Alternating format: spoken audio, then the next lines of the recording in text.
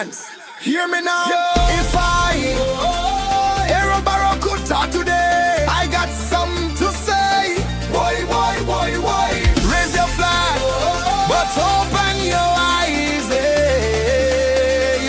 If I, Aaron Barrow, had to speak today, what I see would break my heart away, nothing changed. Just a mirror frame, same corruption, just a brand new name. My people, I'm sad to say, you reaping all you sow today. The pride and industry fade away, and now we fighting to find we way. Life at two extremes, I tell you so.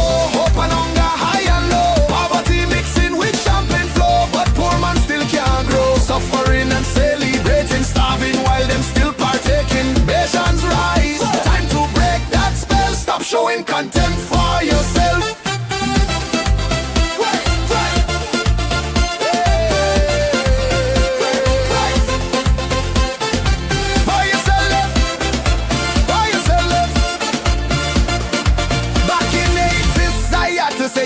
Change when thieves lead the way. Corruption sweet when give us pay, and government take what poor man lay. Taxation high like mountain peak, while schools and roads still spring a leak. Them flying high, them living sleek, but poor man vice still 2 weeks. So tell me now, who you blaming?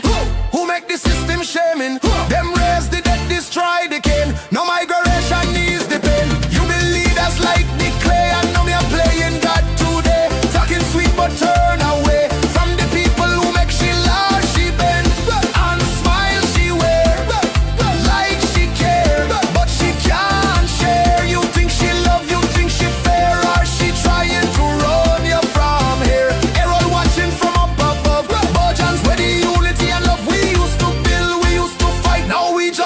Say alright, let we rise again, take back pride, build Barbados from inside. And I, Aaron, gone back to sleep again, Aaron, but I pray next time I wake, my people go rise, rise I say.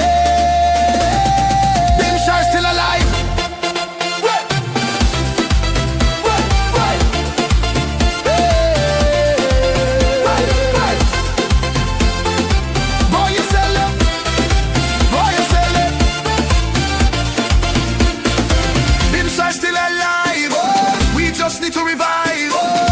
Still alive, we just need to revive. The honorable member began by saying that the foreign reserves are well set. Every Barbadian knows that this country has not earned its foreign exchange. This country earned qualification for loans. That foreign exchange, what appears to be healthy foreign exchange, was not generated within this economy. That foreign exchange was generated by negotiations with lending agencies. And there's nothing wrong with borrowing money. In principle, nothing wrong with that. But we all know that that borrowed money has not found reinvestment within the local economy, and that's why you borrow money.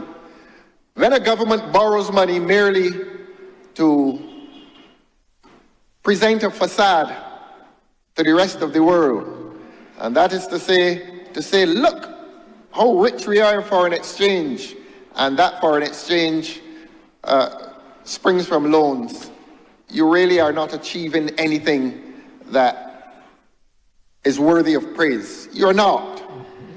Every last penny of foreign exchange borrowed should first be committed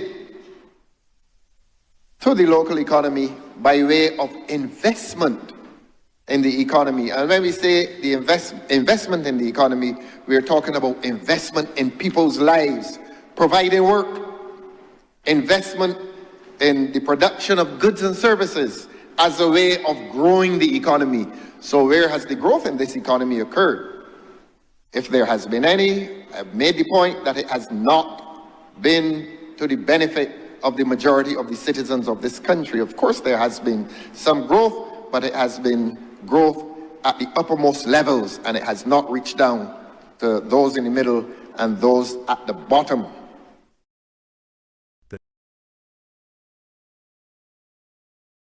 The night Barbados turned a page, December 4th, 1961. December 1961. A Barbados still living under the long shadow of colonial rule. A country of sharp class lines, economic uncertainty, and a widening gap between those who had access and those who had only hope.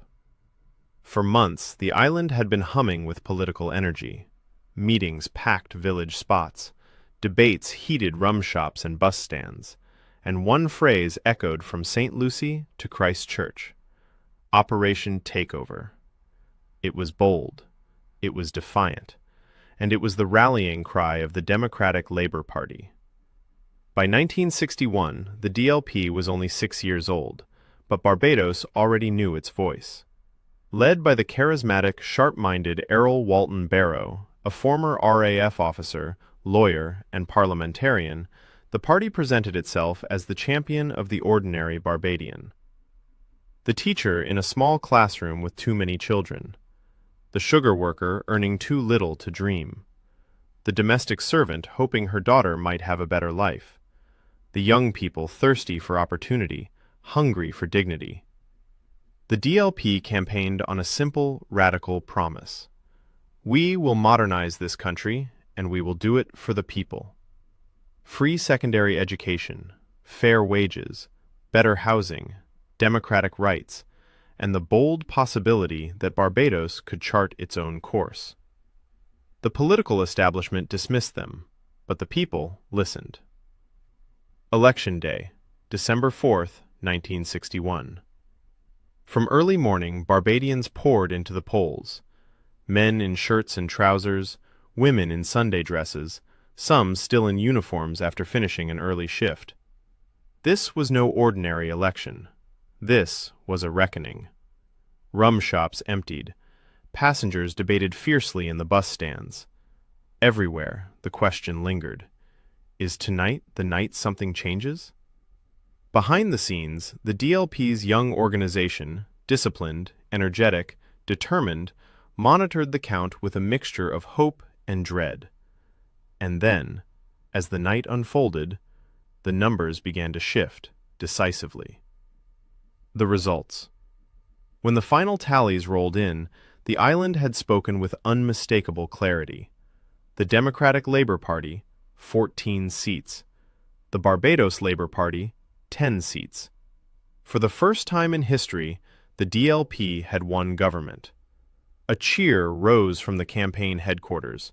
Supporters flooded the streets, not with noise and spectacle, but with an overwhelming sense of relief and possibility. Barbados had turned a page. A new government had been chosen. A new leader was on the horizon. The dawn of a new era. In the early hours of December 5, 1961, Errol Walton Barrow was confirmed as Premier and Minister of Finance. He stepped forward not as a man intoxicated by victory, but as a man burdened by responsibility, aware that Barbados had handed him not just power, but trust. His first cabinet reflected the seriousness of the moment. James Cameron Tudor, Education. Gordon Ferguson, Communications, Works, and Housing.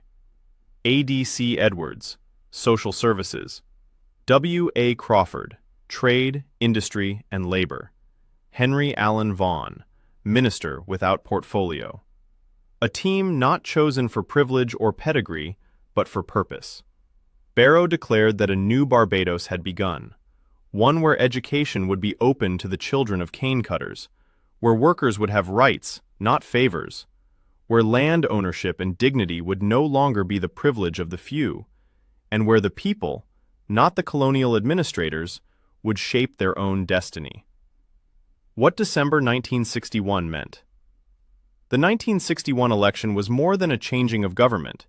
It was a changing of direction. It marked the rise of the modern Barbadian state, the birth of a social revolution, the empowerment of the working class, and the beginning of a political philosophy centered on fairness, opportunity, and national development. From that moment, the DLP's imprint became permanent. The decisions of the 1961 to 1976 era would lift Barbados from a sugar colony into a middle-income democracy admired across the world.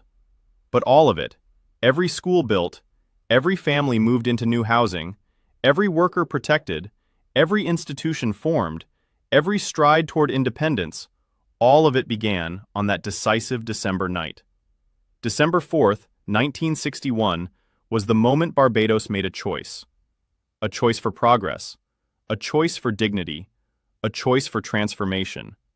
It was the night the Democratic Labour Party moved from hope into history, and the night a nation began its journey toward independence, confidence, and self-determination. The story of the DLP cannot be told without that night, the night Barbados decided it was ready to change.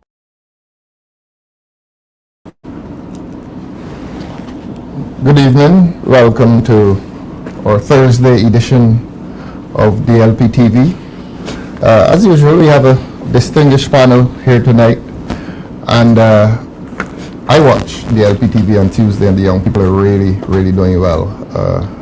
As I've told you before, we've developed a format in which we bring the young people in on Tuesdays because we recognize that, and it sounds like a cliche, but the future belongs to the young people, so they should have a say in what goes on in this country. Tonight, however, we have a panel of persons slightly older than young, only slightly, and we want to look at something that the government did last week in Parliament. Our topic tonight is 225 million for them. What is for us? And when the government went to Parliament last Friday, they passed in the lower house the Economic Diversification and Growth Fund Act 2025. Now there's something quite unprecedented about this. You do know what is the consolidated fund. That is the accumulation of monies owned by government, taxes and so on, that have been collected by the government, and it is sacred. You just can't take up public funds and do as you wish. In fact, there are many checks and balances when a government wishes to spend that. Even 1 cent, there must be a check and a balance on that. I say this legislation is unprecedented. It's a very strange piece of legislation. It is legislation that gives the government the power to send $225 million out of Barbados. And the legislation itself says that the government will have the power to send at least 75 million Barbados dollars per annum.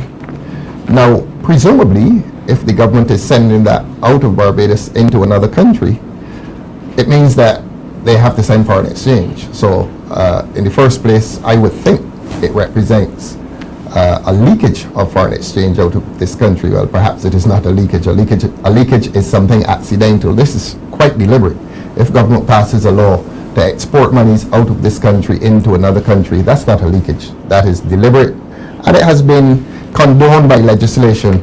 But I want to read for you what the legislation says in particular about that money which is to be sent out of Barbados.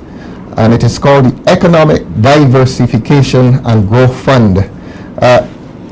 For the time being, please ignore the words Economic Diversification and Growth Fund. Sometimes government has a way of stringing words together that mean very little, or that bear very little relationship to reality.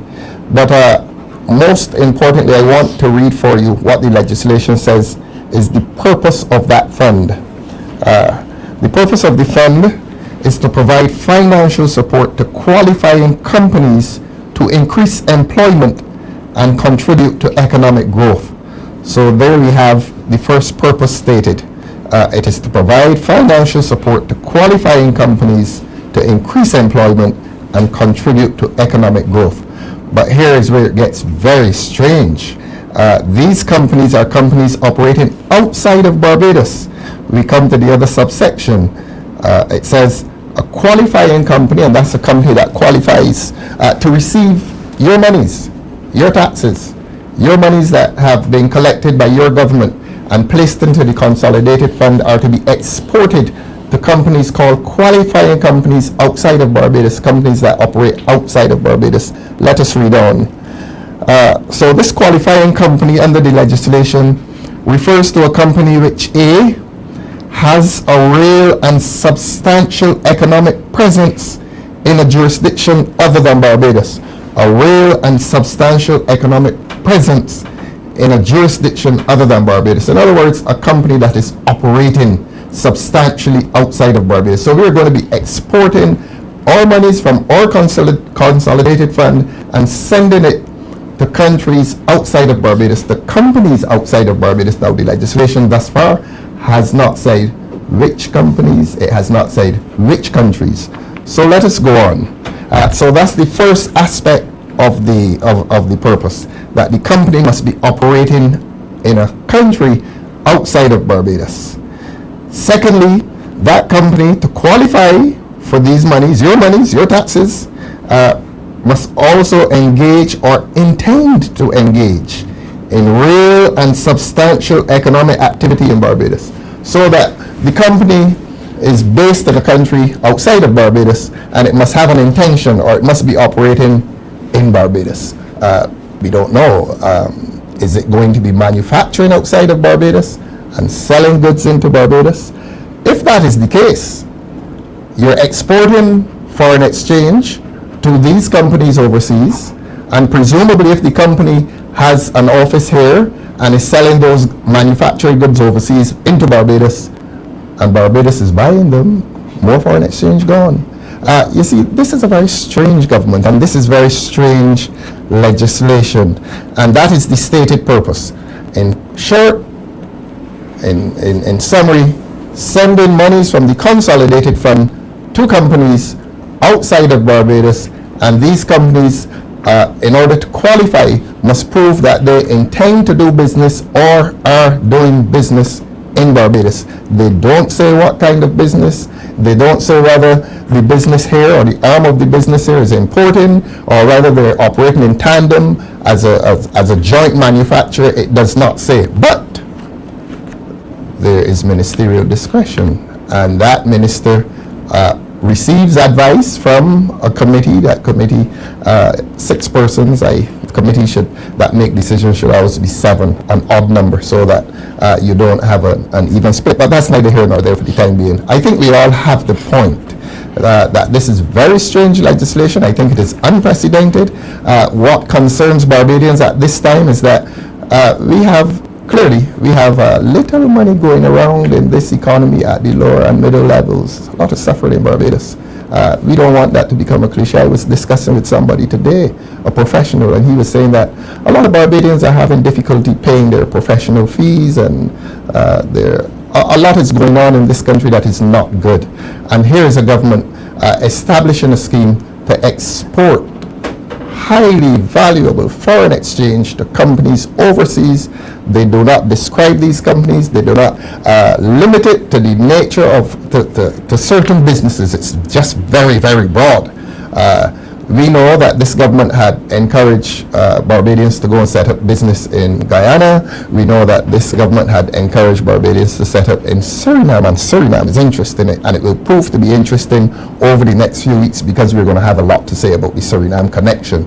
But I've said enough. Let us come to our panel tonight. To my immediate right is Miss Felicia Dujon. You're a doctor, or Miss.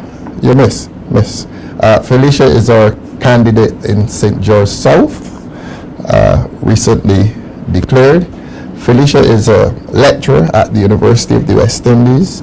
I think you lecture in philosophy. I do. And Felicia has a very keen interest in human rights, and she has spoken on human rights. She's the party spokesperson on education, the indefatigable Miss Felicia Dujon. Welcome to the panel. Thank you, and good evening to our listeners, and of course, good evening, Barbados. Quite interesting discussion that we should have this evening. And I think it's important that Barbadians understand that in such times, it is our consciousness that will make a clear judgment for us. And the issues that we will be discussing not only deals with human rights, but just your right as a citizen, your right to have a government which is transparent, your right to have a government that consults the people. Because one of the things that I've recognized in all of this discussion is the lack of public consultation, the lack of public or citizenry involvement. You need to have this discussion. It's an indictment on them not to consult persons. So it's not that we're saying that, the government does not have the right to look for investment, and we'll come back to that, but the mere fact that they did it in the dark, unknown to citizens, is something that is very questionable about this government. And it's something that I don't know how much, but how can you trust a government that does such to its own citizens when we are struggling in this society? It seems that we have so much, we have plentiful and bountiful here that we are willing to just take and just leave like it's a public purse. And I don't think that is something that it's an injustice. It's an injustice to citizens, but I think we will have a deeper conversation on that. Yes, we will have a deeper conversation, and we always have deep conversations when we have discussions with the next panelist, Felicia's immediate right. A man of many worlds. He is a medical doctor, always a medical doctor. I was going to say he's a medical doctor during the day, but he's always a medical doctor. And when he's not being strictly a medical doctor, he is a preacher at his church, and not only a preacher at his church, sometimes he is involved in music. I think he plays the keyboards. Yes. And on the last occasion we were here, we normally sit by and talk a little bit after the show. He had to rush off to do his Christmas program. As in introducing Dr. Elvis Wickham, I want to ask him, how are preparations for the Christmas program at church going? Well, my part in the Christmas program this year is relatively small. Do have a very complicated song to play to back up the chorale group.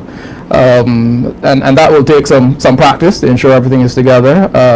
I preach only occasionally. The main thing is playing on the instrument that I do. I see. Yeah. I saw you flinch a little bit when I accused you of being a preacher. But if you preach once, you're a preacher. When asked. When asked. Okay. Well, preach the word of God, not my personal bias. When asked. Okay. Well, the quality of discourse that you bring to this panel, I'm sure many churches will be after you in the not too distant future. I'm sure of that. As God wills. As God will. Yeah. To Dr. Wickham's right, this I think is the best known face on DLP TV. This young man has been here more often than any of us. He does the youth segment on Tuesdays. So he's also a young man. I like to introduce him and say that he was a 200 and 400 specialist. We like to boast that we have rounded people in this party. Damien was a 200 or 400 meter specialist. He has a very interesting personal story, BDF youth program, and then one day he got up and said, look, I want to do law. Damien is a bright young lawyer. Damien Fanus, welcome to DLP TV. Thank you very much, comrade. I'm very glad to be here as usual. It would be remiss of me if I don't mention my Felicia Dujon shirt. I'm wearing it in solidarity with her. I believe that she's the right person for St. George South. Yes. So she has my endorsement. Vote beautiful. Felicia Dujon. Beautiful, beautiful. I'm not going to tell out any secrets when I say, look, the Democratic Labour Party is always prepared, and before we come to the show, we ask ourselves, what are we going to talk about and how are we going to talk about it? And I first wanted to go to our own personal experience in terms of our memories of industry in Barbados, because this legislation and the Caribbean, Felicia, you're not getting away, you got to talk about the other parts of the Caribbean. Presumably this legislation and this initiative, let me dignify it with the word initiative, I've never seen anything like it before, but I want to focus on our topic. We're looking at the export of money to another country, and we're asking the government, well, what about us? What about us? And don't we have here in Barbados a history of industry? In fact, this country was born out of industry, the sugar industry. I think tobacco may have been around here at some point, I'm not too sure. But I am going to personalize it. Elvis, you're rural. Damien, you are urban. Urban, yeah. So that your memories of the industrial sector in Barbados may be somewhat different. Who wants to talk about their memories of industry in Barbados first?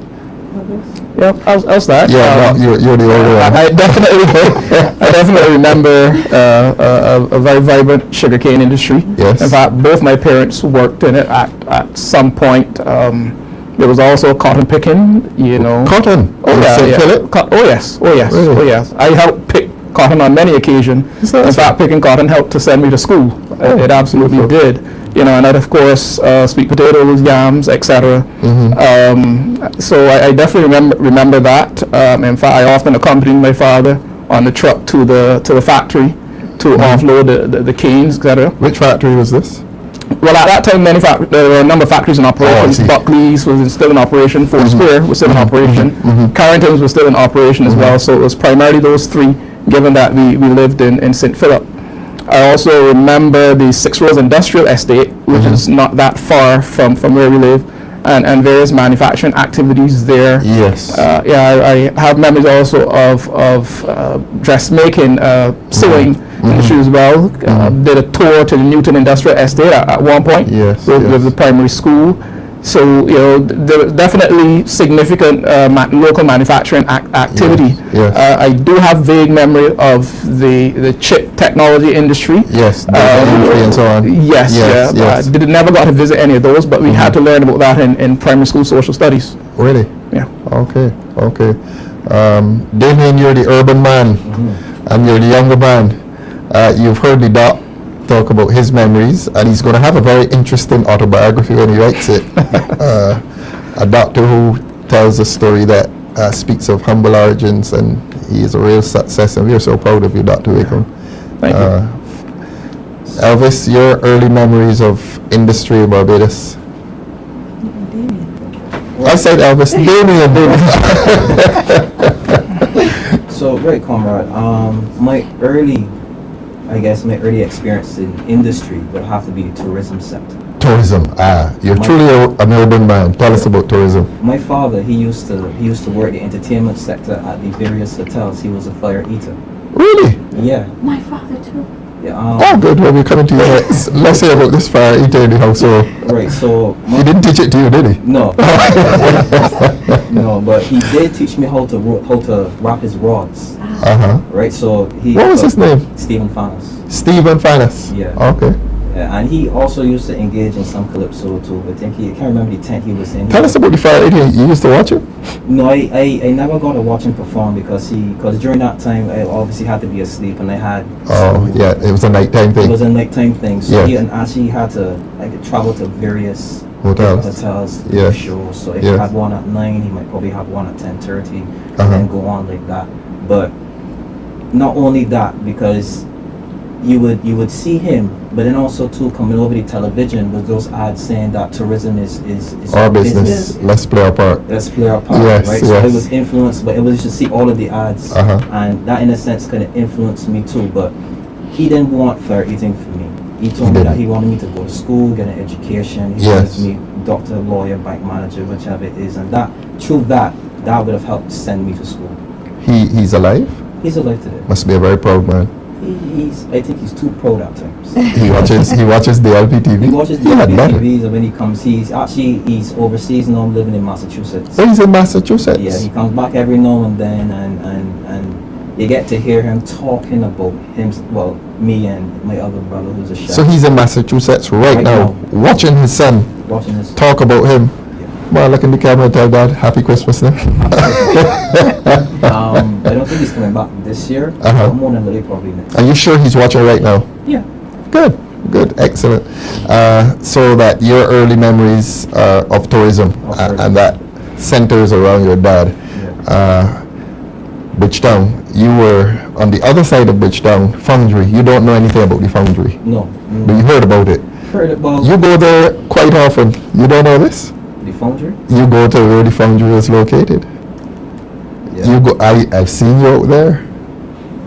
So you got me lost here, comrade. Young Damien Fanus, the new court complex. That's where the Foundry was. Really? Yes, and the soft stones at the front of the building that don't really fit in with the modern architecture.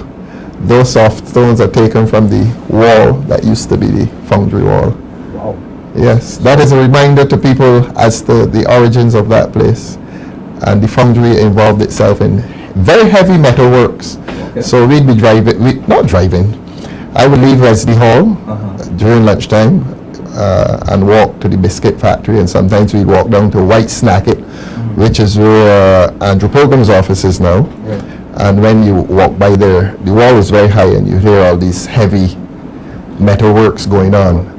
And in that area, you get the smell of the Shirley biscuits, the very sweet aroma of Shirley biscuits being made, because the biscuit factory was right there. I think it is still there. Yes. So you don't have a consciousness of that side of Bridgetown. Not necessarily. If I do, I can't remember. So your memory is the glamorous tourism industry.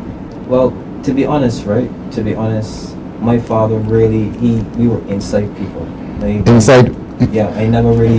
you're not embarrassed to come on the show and tell people you can come outside? There was a stigma attached to that. That is the truth. If No tennis, no cricket.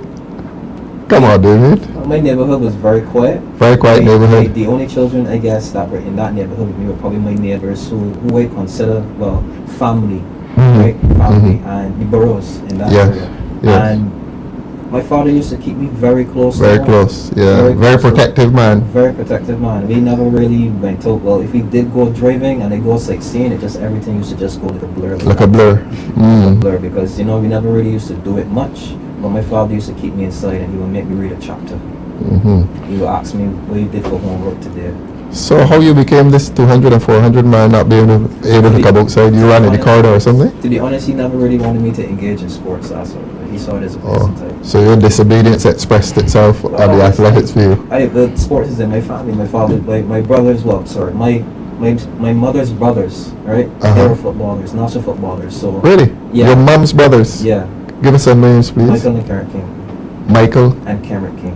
Michael King, that's the name I remember. Yeah, Michael. King. Midfielder? Midfielder. Yeah, of course. Yeah. Of course. Right. So I never really got to play a lot of sports, but I did a lot of reading. I can tell you that. Yes, yes. Well, one would expect that if you're inside the house, you're doing something in there wholesome, Yeah. and that's reading.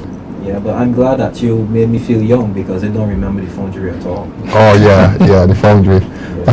The foundry is right there on White Park Road. Heavy industry in the middle of Bridgetown. The foundry.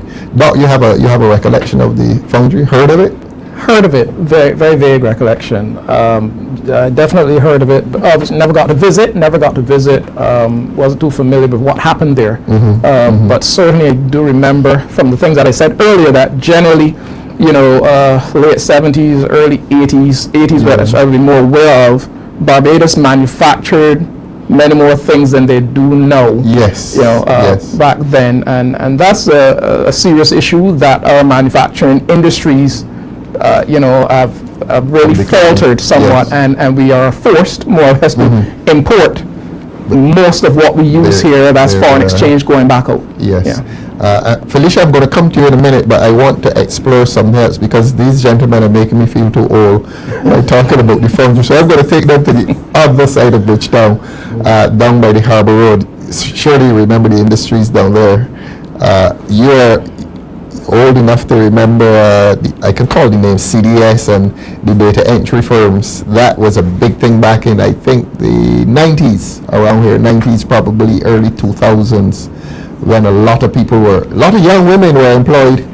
Doc, you don't know about CDS either, and the data entry firms? I don't remember the names, but I do recall a lot of data entry activity being done in the Harbour Industrial Estate. And you refer to light industry. There used to be, I think, manufacture of clothing in that area, and then there was a company that used to manufacture the equipment for ice hockey. Used to be manufactured right here in Barbados. Yes, Barbadians had no idea, no connection to ice hockey, but the equipment was being made here in Barbados. Were the garment factories down that side? Yes, the garment factories were down there as well. The garment factories were down there. Quite a lot, and mainly women. A lot of our young women and not so young women were employed in those, what I call light industries, and the men were employed in the heavy industry at the foundry. Felicia, you've heard these two gentlemen. Yeah, Your recollection, you're the Caribbean person on this panel. I am. Your recollection of your early memories of industry. Well, there is so much, and one of the things I do remember is that not only entertainment, because like Damien highlighted, my dad was also an entertainer who came to Barbados. Oh, really? Yeah, who did, he came to Barbados and worked in the tourism industry as well. He was a magician, so. The magician? Yeah, so that was my dad. A fire eater? Yes, fire eater, magician, and they would come, they would do a lot of limbo dancing. They would come to Barbados, do exchanges, so that happened That's interesting. in the 80s. And I also remember my grandparents being farmers. They would come to Barbados Tell us about that to one. sell the produce. So whether it was sweet potatoes, plantain, at the time they had the boat coming to Yeah, Barbados. right here in the wharf, Right, on the so schooner. all of these things. So the sectors that we You're a very Caribbean person, Felicia. have always been. Yes, yes. So the sectors, we have to remember that the agricultural sector had a prominent role in Barbados for the islands. Yes. The dashings and the yam, all the sweet potatoes, the eddos and Yes, things. A lot of yes. the traditional, not particularly dashing, because dashing is not really a staple of Barbados. Yeah, we did the Edo more We than tend anything to else. do a lot of that at the time, and I remember, because at the time I used to live in the city as well, so I would between Here in Sofa- Bridgetown? No, I mean I'm talking about Felicia. And so you would hear, who's going to Barbados, when they're coming back, and so that tradition was always there.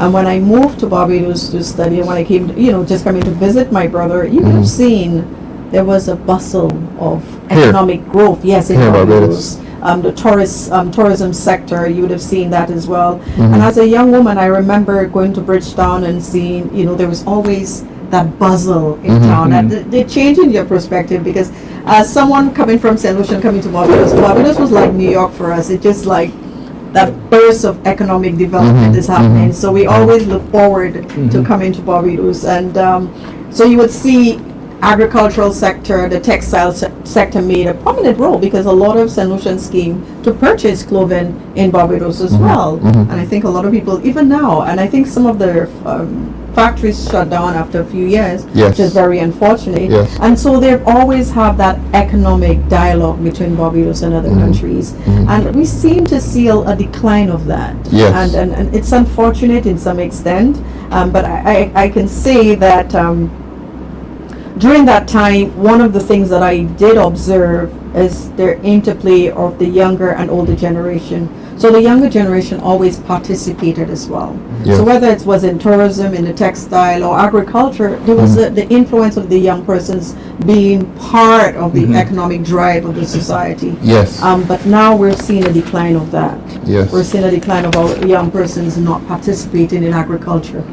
We're seeing a lot more in tourism, but not say much in the other sectors. And it's unfortunate, and I think that's when we have some time we will discuss the idea of the education system and what has happened over the period of time, and where we see the decrease of our young men engaging in terms of tertiary education and even vocational education. And so I think these are the kinds of areas, because I remember even young persons from the other islands coming to Barbados to get the City and Guilds certification in electrical engineering, in agriculture. Yeah, Yes, there were a number of the older rare. generation came to Barbados to study. So there was genuine Caribbean integration.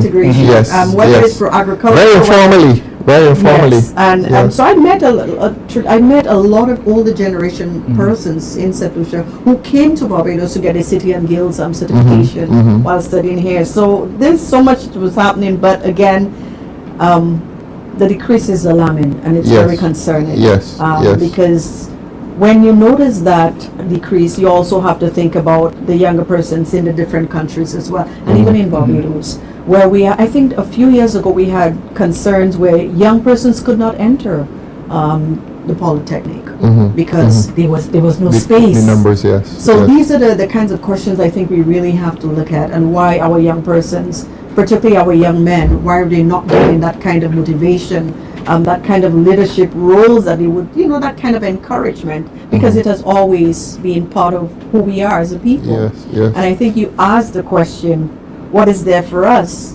And it brings me back to, DMX, who says, what more do they want from us? What more do they want that we've given so much? And we expect a government to give back in the way that they Yeah. should, and that is not happening. And as the Democratic Labour Party, as a social democratic society, I think, and our philosophy is being based on social democracy, I believe it's important that we have to remember why we do what we do. Our policies have to be people-centered. Yes. It has to be people-centered, and I think that is why the Barbados Labour Party has lost its way. It has lost its focus on dealing with the matters that affect people and citizens of this country. Look, we have a lot. Thanks, Felicia. We have a lawyer on the panel. Well, there are two of us, but you're on the panel. I'm merely the moderator here. I'm not going to play lawyer tonight. Felicia has delivered a very interesting presentation as to the spontaneity of business that occurred between Barbados and St. Lucia. I was saying in Parliament, I think they just came up on the boat. I don't even know if they went through immigration or customs. They just came at Wharfside Dock. I don't know if you know about this. Right there where Waterfront Cafe used to be. They'd Yes. come there and you'd see them offloading the mangoes and the produce and so on. And the Bajan hucksters or hawkers would come and buy, and they'd go off to the market and the boat would just sail and go back. Real, genuine Caribbean integration and commerce without any formality, without any regulation. But here we have this legislation now which seeks to formalize relationships, and not only formalize but monetize these relationships at the expense of the local treasury. And we're not against Caribbean integration, but we become suspicious of legislation which is so non-specific. It doesn't say which countries, it doesn't say which companies, it doesn't say, Damien, the nature of business, it doesn't say whether we'll be importing these things and using more foreign exchange. But I come to you as the lawyer. You have a concern as to a section of this act. That's section 4? Section 4, yes, sir. Well, take your time and educate us. Right, so Section 4 speaks about the resources of the fund, where the monies are going to come from to populate this fund. Yes. And if you read Section 4, it starts off, the resources of the fund shall consist of an initial capital in the sum of $225 million. So they outline how much is the initial startup. Yes. To be drawn, it goes on, to be drawn from the consolidated fund, so you know where it's coming from. Yes. Over a 3-year period in annual installments of $75 million. So explain to Bajans, each year this government is giving itself authority by this legislation to pay out how much? $75 million. 75 million. Right, so that would then make up the total sum of $225 million over 3 years. Now Over here 3 is where I years. have the problem. Coming down to Section 4B, Yes. it says, and such other sums as are. And not or. Not and. or. And Yes. such other sums, which means that $225 million It's just a start. is just a start. Yes. So we could literally see a situation where that this is passed or enacted, and then they draw down another $225 million and take it probably to an even or odd $500 million out of coming out of the consolidated fund. Yes. Yes. And that is to be approved by Parliament by resolution. Here is what is very, very troubling for me. Section 4B2 says, Well, before you go to 2, let Bajans understand that they can do the 75 million in the first year, in the first year. and that they, it doesn't say or, and they can go back to Parliament Can go back to by Parliament resolution and increase the amount. and increase the amount. With the majority in the House. With a With the majority in the House. Well, that's not going to be for too So long. that is just Hopefully. that is just the starting. That's just the start of That it. is just the starting. So let Bajans know 75 million per annum is a minimum Is the that minimum. Parliament gives itself the Minimum. authority to go beyond the 75 million per year. Yep. And they can do that by resolution. So that is 4B1. Yes. 4B2 Yes, come to 2 then. is very troubling for me because this now actually articulates where other sources of money can also come from. Because I want to hear you on that. Because if you're pulling from the consolidated fund, right? This section 4B1 also doesn't really specify if just only the consolidated fund. It speaks, that could be the sinking fund. You could Yeah. probably even divert it from other resources like public services and so on. where is this money going to come from? That 4B1 is what really troubles me in that regard. Yes. 4B2 Yes. says, or made available to the fund by way of gift. And that's the consolidated fund.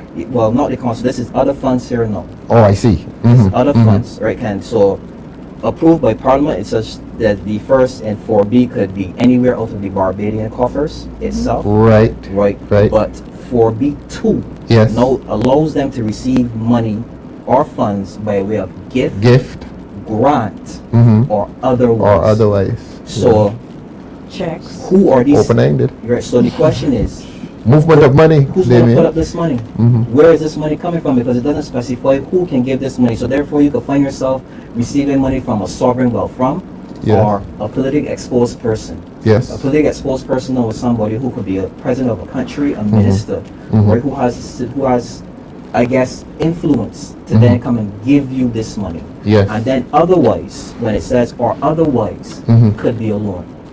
Which A loan. could be a loan because otherwise would be mean any other forms of money coming from anywhere.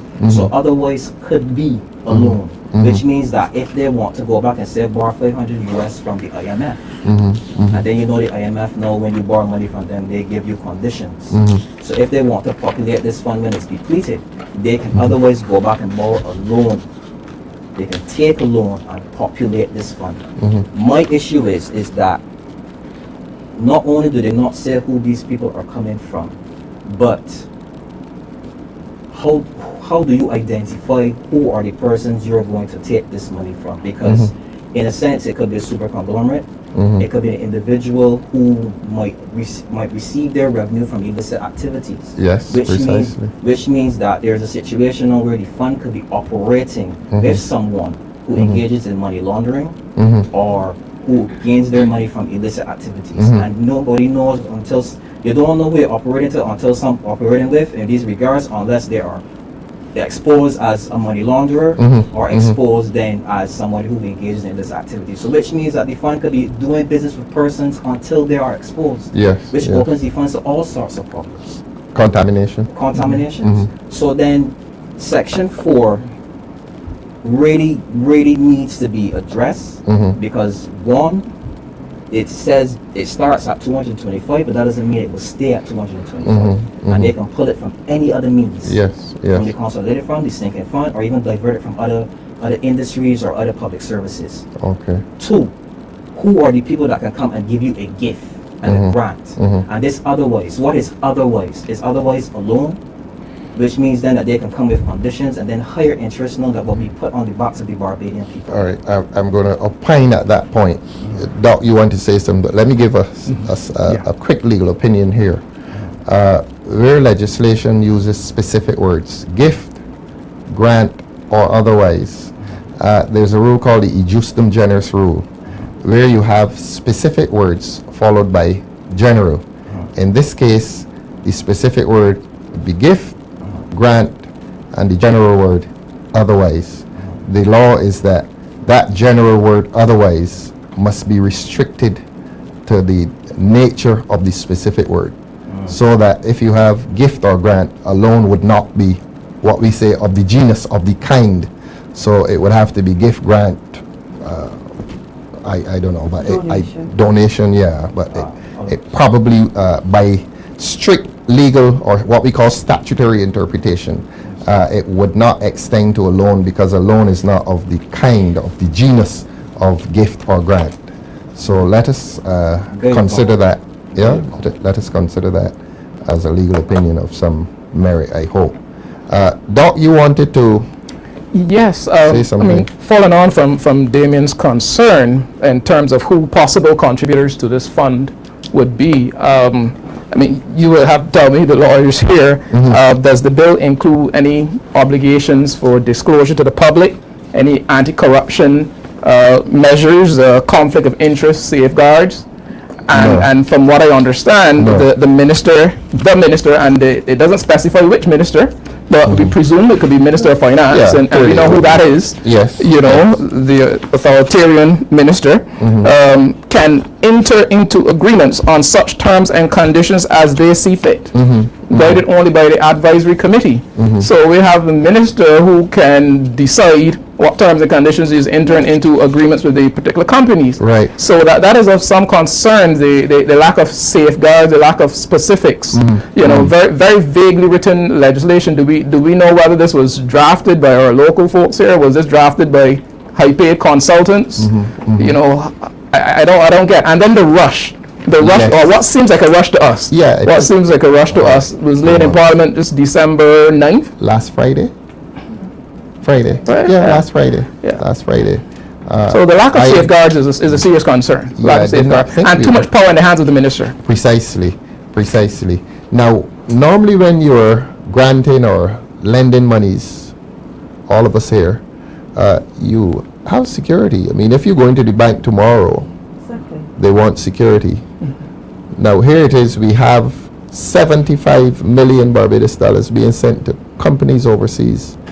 What's the security in that country? Supposing one of them gets, let's say, $10 million, and that's a company overseas. What's the security? What guarantee does government have that the person doesn't run off? And if he runs off, or if the business fails, what security do we have? Does the bill specify whether it will be loans to these companies, grants, Precisely. you know, equity stakes? Precisely. We do not know. And we do not know. We do not know. So the bill is so open-ended. As you said, it is a rush. Yeah. It is a rush, and it must be a concern of the Democratic Labour Party as to how these monies will be alienated to companies overseas without security. And you do have to wonder whether it's deliberately open-ended with the consolidation of power in the hands of the minister to enter into agreements with the particular companies. Precisely. The bill also doesn't define real and significant presence in the jurisdiction outside of Barbados. What does that mean? Yes. What does that mean? But now that we're there, let us try to zero in on the legislation and the scheme. What kind of businesses would this be applied to? I mean, if we thought about it, I don't know. I suppose I can think immediately of agriculture, or agriculture. A man from an agricultural district has just turned up with us. First time he's ever been late for DLP TV. We're not going to ask for any excuse. Welcome, David Warren, our man in St. George North. In fact, we have our two St. Georgians here tonight. Yeah. St. George South is in the house, Yeah. and St. George North. I wanted to rhyme, but I can't get it done. David, welcome. I think you know what we're discussing. Yes. And I saw your face light up when I said, but what security can you have? Can a government have? You give money to a company overseas, and the company decides they finish with that. How do we get our money back? I don't know. My big concern is that with this bill, looking at it from a layman's or perspective, yes. perspective, is that here is my government having some kind of arrangement or entering into some kind of arrangement Yes. to lend money from the consolidated fund. But is this the same government that has divorced transport for CBC, Precisely. QEH from the consolidated fund? Precisely. Aren't these institutions really supposed to serve us? Yes. And the QEH comes to mind very readily because I have family in there who are lying on their backs Yes. and who would have spent long times in the E&E. Why is it that the government can find money Yeah. or is interested in assisting companies Well, exporting our money. exporting our money? Yeah. Well, we have a situation where health service is in such a mess. Yeah. So in truth and in fact, we put the money in the consolidated fund. Yes. We are not seeing the Benefits of the it. true right. benefits Yes. of our taxes In our social services. within the social services. Yes. But Here's the government now going to take out millions of dollars to lend or give. I don't know. I don't have to find the details. But what I'm saying is that my concern is that while we suffer from poor social services, Yes, poor delivery. our money, the money that we work hard and pay into taxes, Yes, is now going to go to help companies overseas. on some hope that they will produce jobs and whatever else and whatever else. But David, that's what I don't understand. Where are the jobs going to come from? If you're sending the money, if you're sending 75, let's say 10 million to a company overseas, and that company is doing business with Barbados. Because remember, it says the business, one assumes the business is going to be done in that country overseas. Yes. I would assume that the employment is in that country overseas. The brunt of that, the majority of that employment is in the company overseas. So how is it benefiting us in terms of employment? There's so many unanswered questions here. From the bill, the companies that the money will be given to, because I said the bill really doesn't specify whether it's a grant, give, loan. It does not. Are companies that have real and substantial economic presence in the jurisdiction other than Barbados. Yes. Not companies that have that economic presence in Barbados, but outside of Barbados. So In fact, we're inviting them. to provide financial support. Yes. Yeah. So we were wondering whether loan, gift, whatever. On the Provide financial promise support. that they will engage in real and substantial economic activity in Barbados. In Barbados, precisely. But where are the safeguards? Where are the That fine is the print? point. That is the point. And the minister is empowered to enter into the specifics of the agreement with these companies who are non-Barbadian companies, unless the bill says, is there any requirement for the minister to then report to Parliament? What are the reporting measures? What agreement? What would be the terms of those agreements? Too much power in the hands of a minister to give money to companies outside of Barbados. And where is the Auditor General in this? Because the Auditor General, I don't think, has jurisdiction outside of Barbados. I saw a reference to the Accountant General, but no reference, as far as I can remember, Damien, to the Auditor General. And an auditor, it does make reference to the Auditor General. Okay. I'm seeing The Auditor General has powers. the Accountant General. The To Accountant administer- General, the not Accountant the Auditor General. Not the Auditor General. Right. If you see it, find that section for us, please. But as far as I'm aware, our Auditor General in a sovereign country does not have jurisdiction outside of Section- Barbados. Section 9. 9? Yeah, subject Read it says, first, please. The Accountant General to administer the fund, Section 9, subject to Section 5, 7, and 8, the Accountant General shall be responsible for the administration of the fund.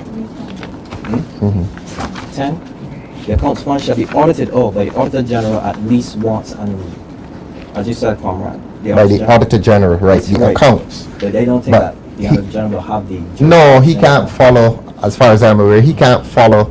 The Auditor General has no, look, the Auditor General goes into another country, he's a tourist.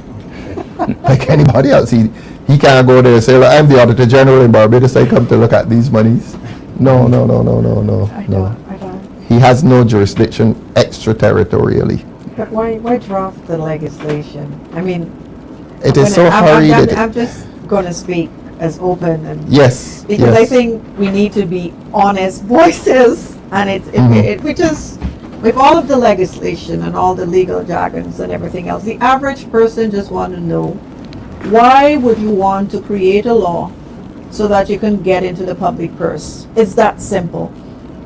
We work so hard Precisely. for our little pennies. We can barely pay our bills. We can barely afford what's in the supermarket, but we don't have a problem with you taking our taxes. But then you want to create an entire law so that you can have and gain access to those funds. Yes. I think there's something very dubious about this entire bill. I think personally that this bill needs to be repealed. David came and mentioned Yeah. immediately the hospital. There's so which much reminds us issues. that our own hospital was Yes. was soliciting funds recently. Yes. How much was it? 100,000. 100,000. To the point that So our gas station, hospital was short of $100,000, Yes. and we are sending $75 million overseas But the- out of the consolidated But fund the other every year. question that we also need to ask as Barbadians, don't we have companies here that would love Precisely. to have Precisely. Yes. In fact, $75,000? Felicia, I'm glad you asked that question because that brings me to the other question that I want to ask this panel. Now, this legislation is sending monies overseas, and you've asked the pertinent question. Don't we have industry here that deserves some government support? And the question I wrote to ask y'all was, what are the areas of industry in Barbados in which the government can invest on behalf of our people? Beyond the traditional, there's music and entertainment, the arts, sports, information technology. There's something called robotics. You're the youngest on this panel. There's something called robotics that young people are very interested in. Yeah, I think it's actually part of the syllabus in some secondary schools. I see. As well. And primary schools as well. And primary schools. My real issue is that it seems that the Barbados Labour Party, their macro principles is trying to reach out into, I guess, the international world and bring the investment, and rely on investment to come and I guess, touch the Barbadian life. Yeah, but for the first time, Damien, we are financing the overseas investment. We never, it wasn't supposed to be like that. Right, so my thing is that why is it that we don't look more at our micro principles, try to get money into the household, Precisely. the entrepreneur, help that individual know Precisely. to really be able to increase their spending power, and by that micro principle will also help improve your macro. Precisely. Which means then that when you look at all of those variables like income, spending power, productivity, you can then get more revenue from your taxes because they have increased. So my question is why does it seems like this government wants to make Barbados the Dubai of the Caribbean? Why not the Silicon Valley of the Caribbean? Why not help Barbadians now to form tech companies? Precisely. Why not help them now to provide non-traditional services in, I guess, computing, information That's technology? That's the point. Anything along those lines, you can probably Music. like Music industry. anything along those lines to help Barbadians to basically get exposure. And then still help them to increase their revenue as a household, and then you give them more spending power, and then you will get more revenue from your taxes. The point is, our government is not investing in our people. Because they don't. An example, Jason Holder signed a contract with the IPL yesterday or the day before for 1.6 million US dollars. Is that the amount? And that's 1.6 million US dollars that he has signed, and in the Indian Premier League. And we don't have a professional cricket scheme here in Barbados. We don't have professional cricket in Barbados. So that if the government is sending $75 million overseas every year, could not the government have sponsored a professional cricket league in Barbados? They could have. We have produced Jason Holder at $1.6 million in the Indian Premier League without a professional league here. Supposing we had a professional league, Doc, who knows how many professional cricketers we could have produced beyond Jason? Yeah, I mean, just the idea that this fund is not for small companies. It's not for local companies. It's not for local It's for companies. entirely large foreign companies in the hope that they would bring substantial development to Barbados, making us continually dependent on and vulnerable to Precisely. international interests and National shocks. activities. Yes. And as we said at the beginning, what is the nature of, let's try to be fair, let's try to, what kind of business could government be interested in? Is it retail? I mean, is it farming?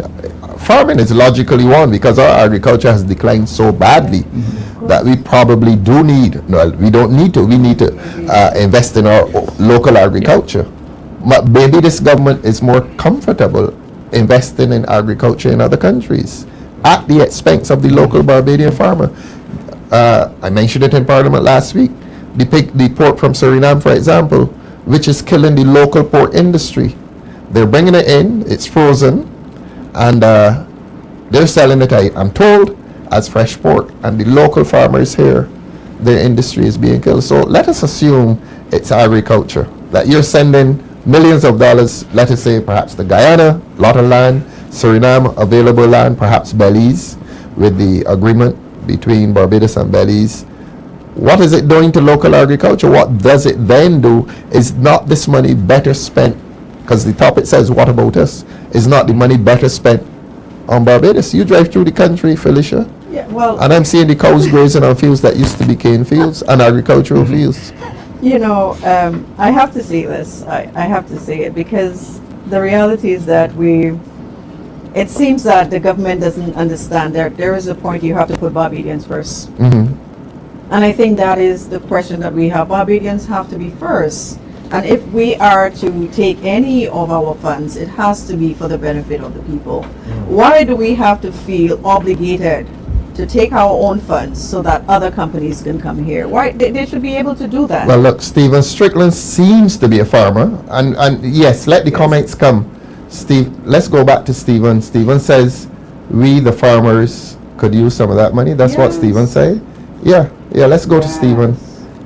I agree. Stephen, if you're a farmer, we hope you are, unless you're speaking on their behalf. He is. Well said. He is a farmer. He is a farmer. We, as farmers, could do with some of that money to produce and reduce foreign currency. Correct. Well said, Stephen. Let the comments come in, please, public. You were saying. So the farmers need some money. You're saying George I North. would agree with the idea of helping our farmers. Because Yes. if our farmers can produce, Mm-hmm. then our food security would increase. Yes. Right now, I mean, Precise food every- security. That's the point. If food, Because if it is grown here- emphasis. It is present here with us. So when we talk food security, we mean a guaranteed access to food. Okay, And what that's it. greater guarantee than if it is in Barbados? But better now, we have a serious concentration on food security. I can tell you what you mean. You got Venezuela, Mm-hmm. you got the US, Yes. you got the warships out there. Yes. Just imagine Mm-hmm. you get a little skirmish out there. No food from them. What are we going to eat?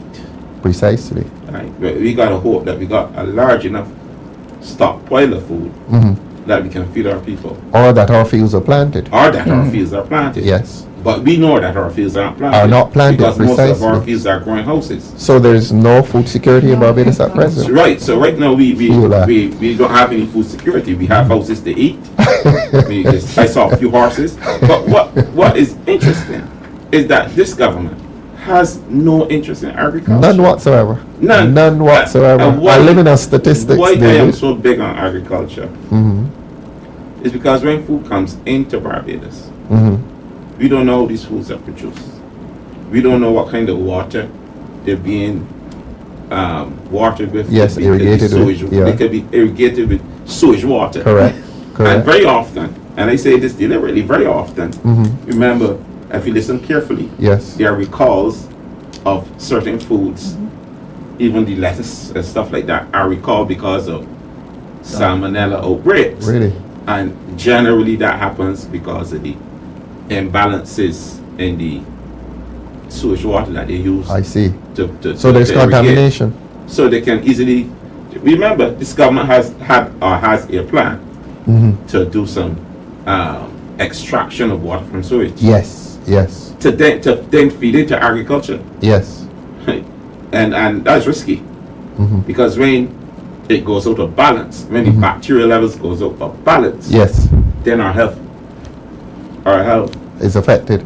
is at risk. Yes. Yes. Is at risk. Yes, It's indeed. a serious thing. Yes. And food security should. I mean, this government has never showed any real interest. The Barbados Labour Party government, now and before, has never shown any real interest In our people. in our food security. And in our people. And in our Investing in people. our people. That's But- why the topic is what is for us? What is for the local farmer? What is for the local musician who has talent? Some of our musicians, I'm told, are in Dubai. And the industry needs to grow. And it needs to grow beyond the now emerging area of soca. I mean, we have some excellent young singers in Barbados. And nobody is investing in them. This, Yeah. I find that this government believe that their type of investment in the artist is a, I guess, true effect. Do a show, yeah, do a Do a big show. show. Do a big Do a show, you show. come and perform. But being an artist is a very expensive venture because when Uh-huh. you talk about studio time, Yes. you know, when you talk about investment in time as well, because you have to take, if you're working a 9 to 5, you have to find time to go in the studio and record. Yes. And then practice for performance, especially when you are if you have, like, say, a particular look, that has to be spent on as well. If you Yes. have to hire dancers, persons to help, I guess, bring off the performance. It is a very expensive venture for entertainers, and I don't think that we appreciate our entertainers or our creators enough. But tell me this, Damien, would it take $75 million a year to support an entertainment industry in Barbados? I don't even think it would take that much. Or you just need to Precisely. invest. You Precisely. You obviously you will do your cost analysis for sure, or you come up with a policy and then you make adjustments as that policy goes on through the years. If it's planned that you invested 10 and you believe that you need 5 more, then you add 15 the next Yes. time. If you need, Yes. if you come to 15, realize that's not servicing, then maybe 20, maybe 25. But it's not going to take 75 million to put inside. To build an industry, because once you invest in it, the industry can build itself. Yes. And it can grow, because Yes. then if you have the best artists here, people will come So here. the entertainment industry is neglected. Is neglected. While we sending 75 million overseas. Let's go back to Stephen. The farmers on the Spring Hall land lease are reeling from the floods and the difficulty in plowing. Can't remember the last time I saw the plow from BADMC. To plow those fields certainly isn't going to cost $75 million. Certainly isn't going to. Something is fundamentally wrong with taking funds that we contributed to Precisely. to give Precisely. to companies that, by the definition of real and substantial economic presence in their existing In their jurisdiction, country. quite frankly, don't need the money. We're paying them to come here. To come here. I mean, make it make sense. I mean, that really is ludicrous. I don't We understand it. contributed to the fund, but you're taking money that we contributed to give to others to encourage them to come here. No mention about whether it's the loan, terms of the loan, nothing like that. It'll Precisely. be all up to the minister. Precisely. Under the old industrialization by invitation, that was the brainchild of Sir Arthur Lewis, the St. Lucian, who got the Nobel Prize, did he? Sir Arthur Lewis, yeah. Yeah, we had industrialization by invitation. In other words, we were inviting the industrialists to come here. And you talked about Six Roads Dock, we talked about here, Bridgetown. I can tell you about Grisette's, there's Newton, there's the airport. So that we were giving concessions to people who were coming here and investing. And what was the benefit to us? Employment. But this one, David, this one is weird. And we are neglecting our young people in Barbados, our entertainers, our sportsmen. If you want new areas of investment into industry, we have a lot of young people here who are leaving us and going to Canada and North America and Dubai and England and Europe. And as far as the East, and we are sending $75 million to somebody to do his business in his country. Where is the employment for Barbadians? I would like to hear the Governor General of the Central Bank position on this. The governor of the Central Bank. I would like to, because I would like to know how he feels, because he has Well, been telling us. he is on the committee. Isn't that would be a conflict of interest? And That's an interesting legal point. We're going to ask Damien to look at that one. We should, because the reality, we should look at that, because if he's telling us that the economy is doing so well, then why wouldn't we have to go outside and pay people to Pay come people. in? So But we're not paying them to come in, Felicia. We're paying them to stay in their country and do business with It Barbados. seems contradictory to say that. What the governor is saying and what the prime minister. But before you go there, Felicia, I know the point you're making, but ought not the government to have given Barbadians specifics? What kind of business are you targeting? Well, this is and we're here scratching our heads trying to find out because what this is kind a of business can they be targeted. Because this is the Barbados Labour Party, and they have done business in that way. They have never been transparent in the first place. Citizens should never be surprised with such bills and legislation being passed. This is not the first one. We've had the tin bill. We've had the cybercrime bill. We've had several bills where this government has done in secrecy. And so the reality is that when we see those things are happening, we shouldn't be surprised. This is part of them, part and parcel of how they operate. Yeah, and secrecy. And the mistrust that Barbadians are getting now, it will be a disadvantage to a certain point, because they're thinking that every government may operate that way. And that is where voter empathy comes through, because we believe that if that's how this government has operated, That everybody chances will. everybody's like that. But no, this is just the Barbados Labour Party and the Mia Motley administration. Because Yes. we've never seen such practices in this country. I think We've that never had situations where citizens are always on edge. We don't know what to expect from this government. We're always on high alert. Something is always happening. It's like a few weeks last Yes, week, the yes. Minister of Education came out with this Something comes along. this letter for parents that kind of put parents on alert and the society on alert. And now this, it's like every week something is expected. Something exciting. No, it's not exciting. It is exciting, but it's for hardship. them.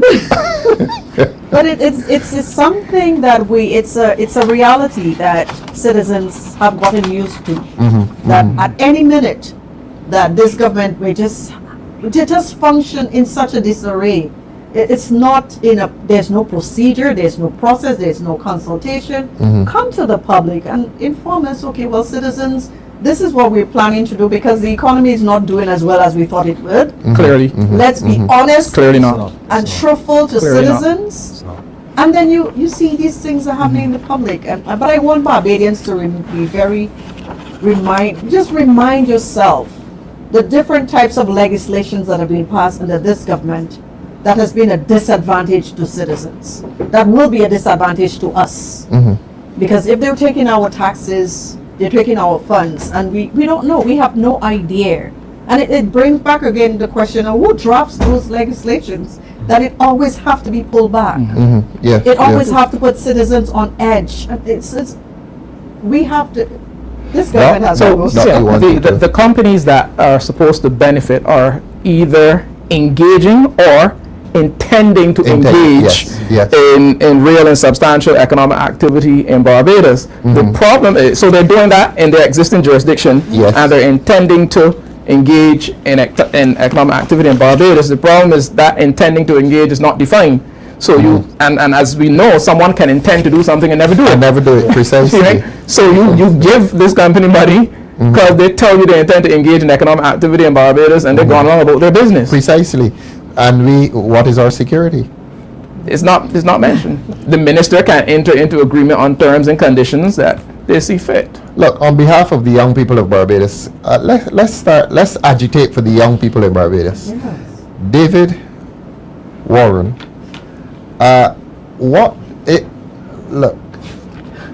what area of business is available to young people in Barbados that should attract government's financial assistance? This talks about financial assistance to companies overseas. So is there no young person in Barbados who is deserving of financial assistance to start his business? None at all? We're now exporting monies from the consolidated fund and investing in companies overseas. Have we abandoned our young people? David, there must be some area of business that young people can receive assistance for. You remember the loan, what was it called? The $5,000 thing that they were given. $5,000. 5,000, David. This government picked up a heap of young people a few years ago. I think it's called the trust loan. Yes. And gave them $5,000. And that is how they valued Barbadians, that each one was to get $5,000. But some foreign entity overseas To get millions. is to get millions. Love it. Is to get millions. So ought we not have to have been sick? Because the $5,000 was patronizing. Yeah, it was a token. Can you think of any business at all that young people? We mentioned sports. We mentioned music. I going back to agriculture. Back to precisely. Why I have to go back to The agriculture? land space is there, David. There is land. Good. There is land. So the Lots first of- requirement we can take off that the land is there. Right. Yes. As I walk through my constituency, I meet young men Yes. Talk to us. who speak about agriculture. Actually, I met a young man. This is in St. George North. St. George North. Yes. Remember we had a flood Yes. recently. Yes. I met a young man who said he would like to set up a little kitchen garden right there in the gully where the flood occurred. Really? And I said to him, but that don't make much sense because at the end of the day, when the rains come, your garden gone. Washed away, yeah. So I was saying to him, look, we need programs for people like you. But it shows how badly he wanted to do this. The young man wants to do farming. Yes. And he was going to go into a It's gully. not difficult. And what I have to say about farming is that there are several persons in communities around Barbados who understands farming very well. Right. And they will assist. David, I want you to continue on farming with notice to the rest of the panelists. We're going to come around. David is our agriculture man. So think of some areas so that we tell this government that there are young Barbadians out there who deserve a part of this 225 million. Sorry to have interrupted you, David. What makes farming so attractive is the fact that it's not difficult. And what makes it not difficult is that there are persons out there who will guide these young people. Lovely. I mean, personally, if a young man had to come and said, if I work at Sundown here, you can give me some tips, I'd be willing. Yes. Right? And I know persons who are technical in Yes. agriculture Yes. that would be willing. Yes. And it is easy, it's an easy business to get involved in, providing Yes. we can have some security from the predator larceny and from the predator larcenists. Yes. We can have some, but all the other factors can be managed. Yes. Whether it is pests, whether it is animals, stray animals and stuff, all these factors can be managed. Yes. And if you give a lot of these young men and women land in Barbados to work, a lot of small businesses will pop up. They will do it. And I'm not just talking about the farming itself, The marketing of but I'm talking about the marketing Yes. of the produce. Marketing and sale Because of the what I'm produce. seeing Yes. is that where there is still some farming going on, a lot of the persons set up a stall Yes. at the corner of the land or something. So Yes. And You've seen then a lot of that. they bring the produce to the stall and sell from that location. So it's not just the farming itself, but it's the selling of the produce Yes. that we must not It's a whole forget. industry. But we can't forget that during COVID, Oh, it is the farmers that kept us. that kept us going. Yes, that's right. Yeah. That's right. It's the farmers, and farming is too neglected Yeah. in Barbados. Too many of us believe that dirt is dirty. Yes, it is not. Too many of us believe that dirt is only for a certain class of people. But when you look around the world, the people that make money in the world Our are the farmers. people that dig in the dirt There we are. and make money from the dirt.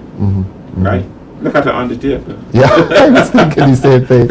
But this, seriously, farming is too neglected. It's viable, It's got- David. The Democratic Labour Party, when it returns to power, to run in this country, when it is given the mandate to run this country, Yes. must pay attention to agriculture, because it has brought us this far and we have neglected it. We've neglected it. Well, not we, Neglected the it. government. The present This government has neglected agriculture. Even under the last Barbadian Party administration, it was neglected Yes, too. yes, yes. Remember they were going to sell the headquarters for a water park. Yes. While the others think of their industry, I want to pay tribute to Junior R. His second name begins with R. I'm not going to identify him. I met Junior on Robert Street selling his produce from St. Vincent. Junior used to be a teacher in St. Vincent. He offered to sell me some produce, and I thought I would have a chat with him. He says he used to be a teacher in St. Vincent. He's here in Barbados. He's living here, and he goes to St. Vincent, brings up his produce, and sells it. So I said, so what about teaching? He says, no, I like this. I'm making more money doing this. So I want to pay tribute to Junior for being an exponent and a practitioner of Caribbean integration. You're welcome in Barbados, Junior. He went home to vote. Y'all want me to say who he voted for? No, I'm not going to say. But he went home and voted in the recent Vincentian election. And he brings his produce here and he sells it.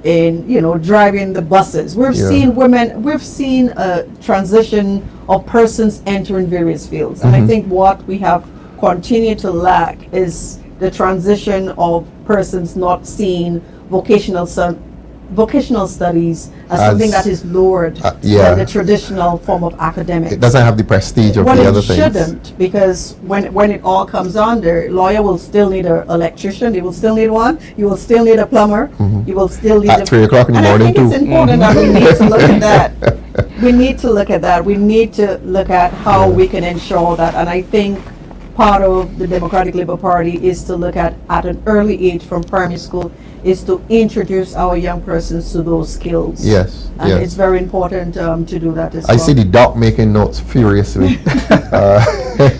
We're looking at areas, and we're sending a message to the government that we have young people here who are talented and who deserve some of this assistance. Yeah, very much so. I'll talk about two areas. Yes. One will be my support for the point about agriculture. Agriculture, yes. I mean, there's nothing more fundamental for me than being able to feed yourself. Nothing more Precisely. fundamental. We saw during the pandemic, our farmers fed us. Yes. And we seemingly abandoned them so quickly to go barking up the tourism tree. Yes, yes, all our yes, eggs in the yes, tourism yes. basket, making us extremely vulnerable to international shocks. and so I mean, I would reckon Barbados is probably the Caribbean country that is least able to feed itself, itself, should chaos break out Precisely. south of us. Precisely. Between Venezuela and the US. We are really not in a position as it is right now to feed ourselves, but yet we show that we can do it. Yeah. And unfortunately that level of support was abandoned. One area that I would focus on that I'm aware of from young people, on that bridge area in terms of age, is internet activity. Yes. Instead of just being consumers of what's on the internet. Yes. Our young people are really talented. They can be content creators, and That's the term. and this is content. There's something called a YouTuber. Yes. Right, Yeah. right. Tell us about that, young people. Where they put content out there, and the framework is in place to allow them to monetize. Yes. What they have produced. And to my knowledge, that doesn't exist Yes, here. at the moment. I just want Why doesn't it exist? I That just wanna no ask- investment in it? I want to add, I just saw on social media again, this video game with the ZRs and the yellow buses. Really? So we're So they're doing that. They're using part of our culture to create video games. Who is doing this? I Somebody noticed stealing that- it, or a local is doing it? Roblox game. Roblox game. I So think. they did So see- who has created this? I'm not sure, but I. I hope it's a Bajan. no, but Roblox is actually an It's- American company. It's an American company. Oh dear. But you can create your You own can reality, and it create was your own interesting. reality. So they've stolen an aspect of our culture and has not No, not monetized particularly. it. I mean, a player can create You your can own use the reality. technology. Yes. Oh, I see. But it I was see. interesting to see the ZRs and The being police. yeah, Yeah, so that yeah, was yeah. kind of interesting to see. Yeah, we interrupted. But yeah, Doc, just we interrupted. generally, okay. Just generally, we know our young people are very talented. With computers from very young, they can do things that. And I gotta call myself one of the older folks now. They're clueless about. I have to ask my teenage children to explain certain terms and to show me certain things, and I didn't think it was that old. But to put systems in place to allow them to monetize their efforts, their talents, activity, yeah. their talent. Yeah. So instead of just being the consumer of the game, the creator of the Correct, game that correct. can then be put on Play Store, Precisely. etc., and be able to monetize that. Be able to monetize doing reviews, of products Yes. and putting other content out there. But as I understand it, we currently don't have that framework in place to allow persons to benefit from content that is put on the wider web, where persons internationally can be sewing into them financially. So we know that our young people can do it. They can create the games, they can create the content, but being able to benefit financially from outside of our shores, that isn't presently here. They would have to go overseas in order to get that financial benefit. And what we know is that our Barbadian young people can run with the best of them. Yeah. For sure. Yes, Extremely yes. talented, gifted. They just need the investment in them, which is why it hurts that we are willing to give 225 million of our dollars to foreign companies Yes. Exclusively, One and voters. no local companies can't benefit from that. Yeah, But yeah. remember, she did say, give me a vote and watch me. Watch me. Damien, your turn. this exam question that we set just now? Well, for Is me, it music? Is it sports? Is it? It has to be sports. I have Has to to go- be sports, I yeah. have to go about Yeah. sports because sports is where I would have gotten my start. Right. And if it wasn't for sports in a sense, and then joining the sports program, I would not be a lawyer today because with the sports came the education. Excellent. And I believe that we can invest in our young people. And the definition of madness is doing the same thing over and over again and expecting a different result. We see that.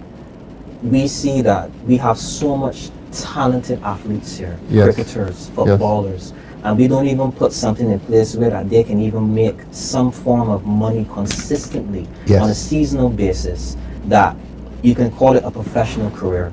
And for me, I believe that at this point in time, the government has showed that they do not have the faith in the Barbadian people to be craftsmen of their I own like faith. that.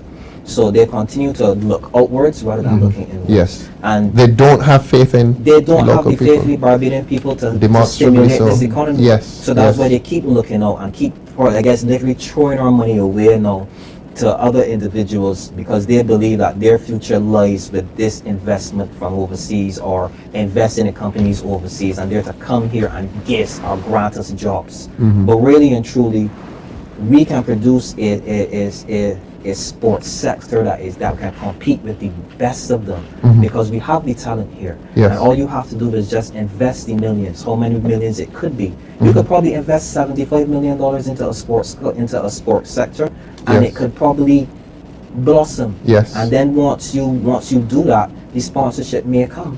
The sponsorship may come from overseas, it may come regionally, it may come internationally. You just have to set up our athletes to be, I guess, seen and to be winners. But this Yeah. government doesn't seem to have the forethought or even the trust in the Barbadian people to pull themselves up from with their bootstraps to stimulate the economy.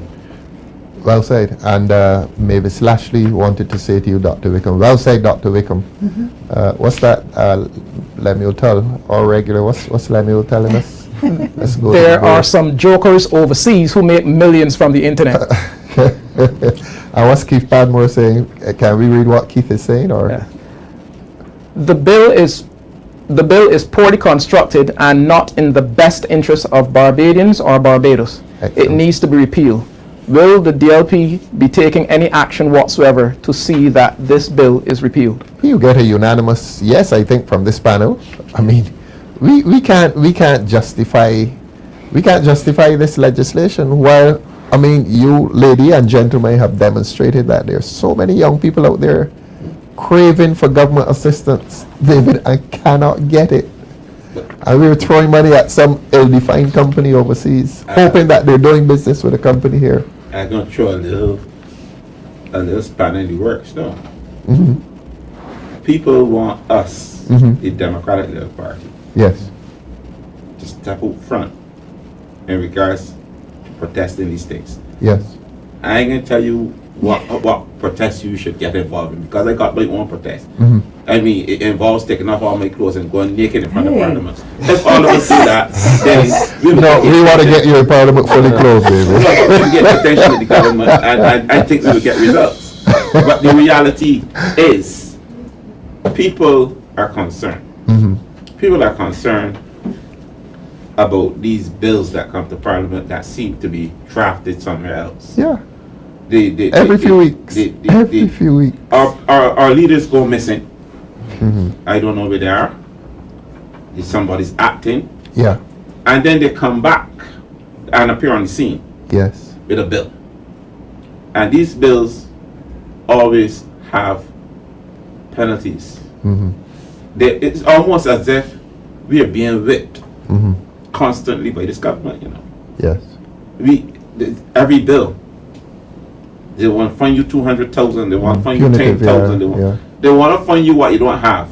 But yet they're taking the taxes that we are paying And the fines that we were paying. and the fines that we are paying Yes. And to send them send overseas. it overseas. So, like I said, we got social services in Barbados that, I mean, we can start a whole conversation on the conditions of the roads in Barbados. Yes. yeah. Oh man.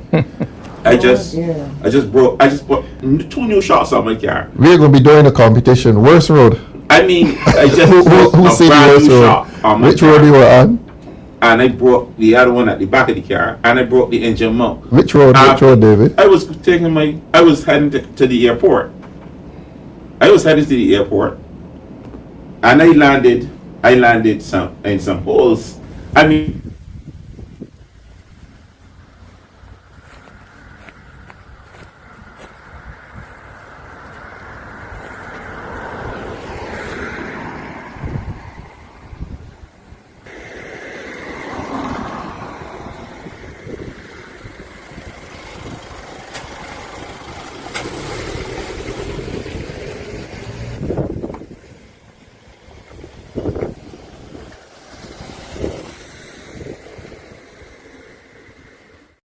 Major road. It was in bad condition before the rains of no.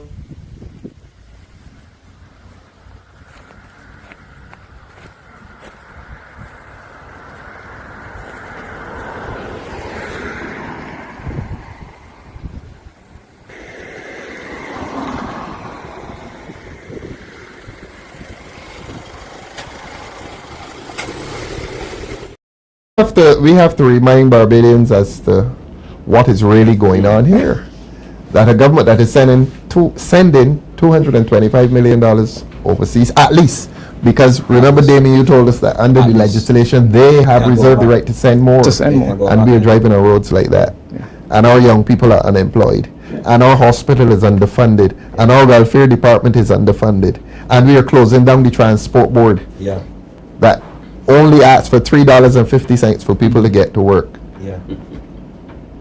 Schools next, Felicia, Dujon, all private schools if they continue on this trajectory. It's the government has abandoned its responsibility to the people. And we have seen it in the last 5 years. We have seen a progress of that happening. So from 2018, we've seen what is the trajectory of this government.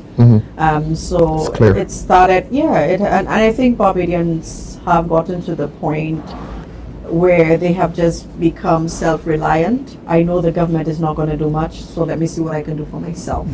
So in some communities, people have started trying to pave the roads themselves. Put some gravel here. They have. Yep. It's terrible. They have just given up. I have been going through the constituency of St. George South, and I've seen it. It's horrible what has happened there. It seems that and when we spoke about the different areas or sectors that we could invest that kind of money in, you will notice that the government has abandoned its responsibility in all of these sectors, from agriculture to youth development, sports, health, education. And what we're seeing is that the citizens of this country they've basically given up. It's a hopeless state for them, because they know that even if they try to raise the alarm, even if they try to bring it to the attention of the government comes back and gaslights you and tell you, well, it's not as bad as you think it is. We're doing well. We're going to pass this legislation anyhow. Whether you agree with it or not, this is what we will be doing. And so the citizens do feel disempowered, and this is not democracy.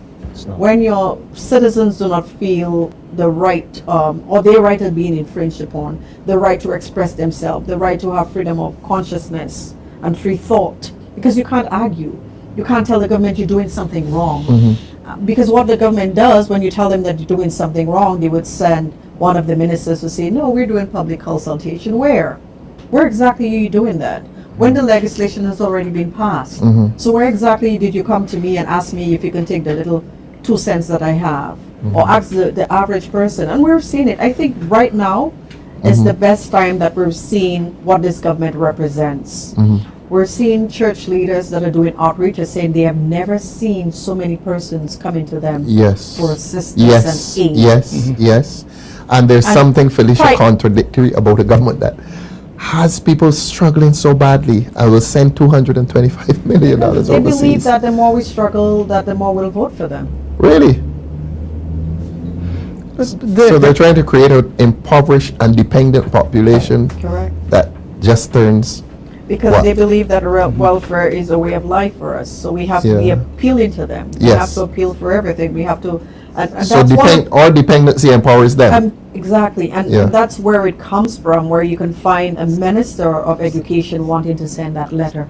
That letter Oh of yes, intent. yes, To yes, yes. remind That us. dangerous letter To that they remind- defamed it Correct.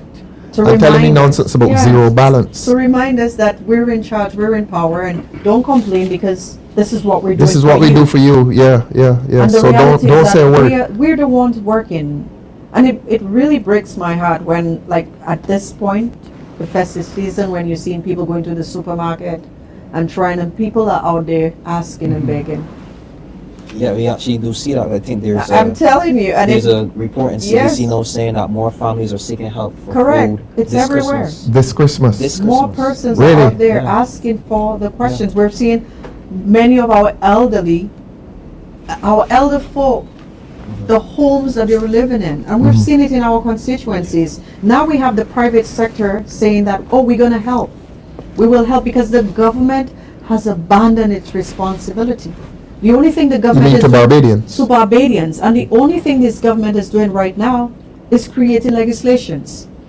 Well, and we need to reiterate this, repeat this the whole night, and sending $75 million per year Great. overseas. Great. Let the people of Barbados understand this Starting as a starting point. at the starting point. That with all the suffering and struggle in Barbados, your government is taking up your money and sending $75 million overseas to some dubious company. They haven't said. Look, during the debate, Elvis, did any minister say, I don't listen to them, to be honest. Did anybody say what kind of company, No, it's open. what kind of business? I don't recall. Did the newspapers report? Because they were obliged No, to I listen don't to remember them. seeing that in the newspaper. So you just passed this it's- legislation? Yes, and authorize the minister, who's not specified, but we suspect Minister of Finance, the PM, authorize the minister to come to make agreements as she or he sees fit. Yeah. And this committee will advise them. Yes, as but to it's whether still this the overseas minister's. business is viable. Yeah. Why not? Why not just go overseas and set up a business and hope Precisely. that the government will lend you some money? Precisely. Precisely. Because it just does not make sense. It doesn't make sense. It does. It sounds risky. It sounds risky. I think they'll probably do better if they do the stock market. Well, we discussed earlier the question of the lack of what is the government security? What is, or as we used to say in the old days, what is the collateral? Somebody said on the board earlier that supposing the company overseas goes bankrupt, what happens to our money? It's our money, you know. Yeah. It's not the government's money. We keep calling it the government's money. It's our money. It's risk. It's risk. It's to me, from my untrained mind in economics, it seems to be risky. Seems to And be madness. can Barbados afford to lose money? We could have afforded it if our people were not suffering. We're not Dubai. This government continues to practice top-down economics. Yeah. If we take care of the top, the wealthy, Yes. eventually some benefits down. will trickle down. Yeah. Show me one country in the world where that has worked. It doesn't work. Work. Rich people like money. Yes. Yes. They like money. It just Doesn't does trickle. not work. And in any case, that's our money. We contributed to that fund. It should be benefiting us, Yes. not an overseas company, on the promise that they will engage in real and substantial investment in Barbados, but with legislation that has no safeguards. None of those things are defined. You're entirely trusting a minister. And then what I found very laughable, except that it is serious. PM says every cent will be accounted for. Which one? I almost dropped out of my seat laughing when I saw that. Every cent will be accounted for? Like Harry Festa? That's my point. I was just about to say that. This government has no track record of accounting for every cent. Precisely. For any cent. For any cent. We still don't know what was spent on Carifesta, what project, and numerous other examples of monies unaccounted for. And I go back to give me your vote and watch me. This is how I will treat the public purse. Yes, And yes. on that point of Carifesta, I remember a drone show at the end of Carifesta. Looked real fancy. That could easily cost over $100,000. Oh yeah, the fireworks. Yeah. You remember how much money the hospital wanted for those two gas machines? Well, the PM was on VistaJet heading to Algeria. Oh yes. $100,000. For us. So the drone show, the monies for the drone show could have easily bought those two blood gas machines for 2 each. There we are. There we Easily. are. Maybe Slashley is telling us some people should get their $1,300 before Christmas. Somebody wants, and no checks ain't come out yet. Yeah, but that's the vulgar aspect of this government that believes that we're all up for purchase. Yes. You know, the transaction. We're Transactional nature is disrespectful. the transaction. The transactional nature of it all is disrespectful because they feel as if like they can just buy you off. Yes. With a fact. Yes. Like maybe a 300 here, a 1300 there. The thing that has me about this companies investing here, they haven't spoke about the profits yet. Where are they going to keep the profits? The profits obviously aren't going to be kept here. Correct. The profits are going to be sent overseas. Repatriated. So then basically you're not benefiting either way. So this government to me just, I don't know what to tell you. And bear in mind that we would have paid them to come here. We would have paid them to come here. Precisely. Yeah. Precisely. But can we think of any, I've asked this more than once, can we think of any business, I mean, perhaps the government has the answer, but can we think of any business that could work for us under this scheme? If it is retail, it isn't working for us because we're taking up 2 bits of foreign exchange. Foreign exchange just to send to them, and then foreign exchange to buy the goods. I was thinking maybe, Telemarketing. or the data entry. Data What kind entry. of work? Data entry. But how much does it pay? And that's the other thing. What we as citizens? Yeah, but how why, much- Felicia, why must we take up our money and invest in a foreign company? The same way they took the land and gave it to And them. give it, excellent point. Excellent That's what they point. do. That's Yeah. how they fund And it. give to the bank. That particularly has to be prosecuted. Oh, remember, they didn't just give land to the bank. The bank also has tax-free status. Yes. Diplomatic and immunity. Immunity, yes, yes. Let's hear from John Nathan. A few months ago, Minister Humphrey was telling Barbadians that we need to give more to help the poor, yet we can export financial assistance. There we are. Let's hear Lemuel tell. Lemuel is always with us every week. Yes, that's you. That ask Elon Musk and Jeff Bezos how trickle-down economics works. Oh, Meme is telling us they started to pay out the 1,300. Hip hip hooray. It's true, Mr. Walrond. Okay, great, great. This is a failing government. Yeah, but failing government needs the Democratic Labour Party. The people are frustrated. I know they are. They tell me they are. Yes. We got to step up. However we can step up, we got to do it because this country needs governance.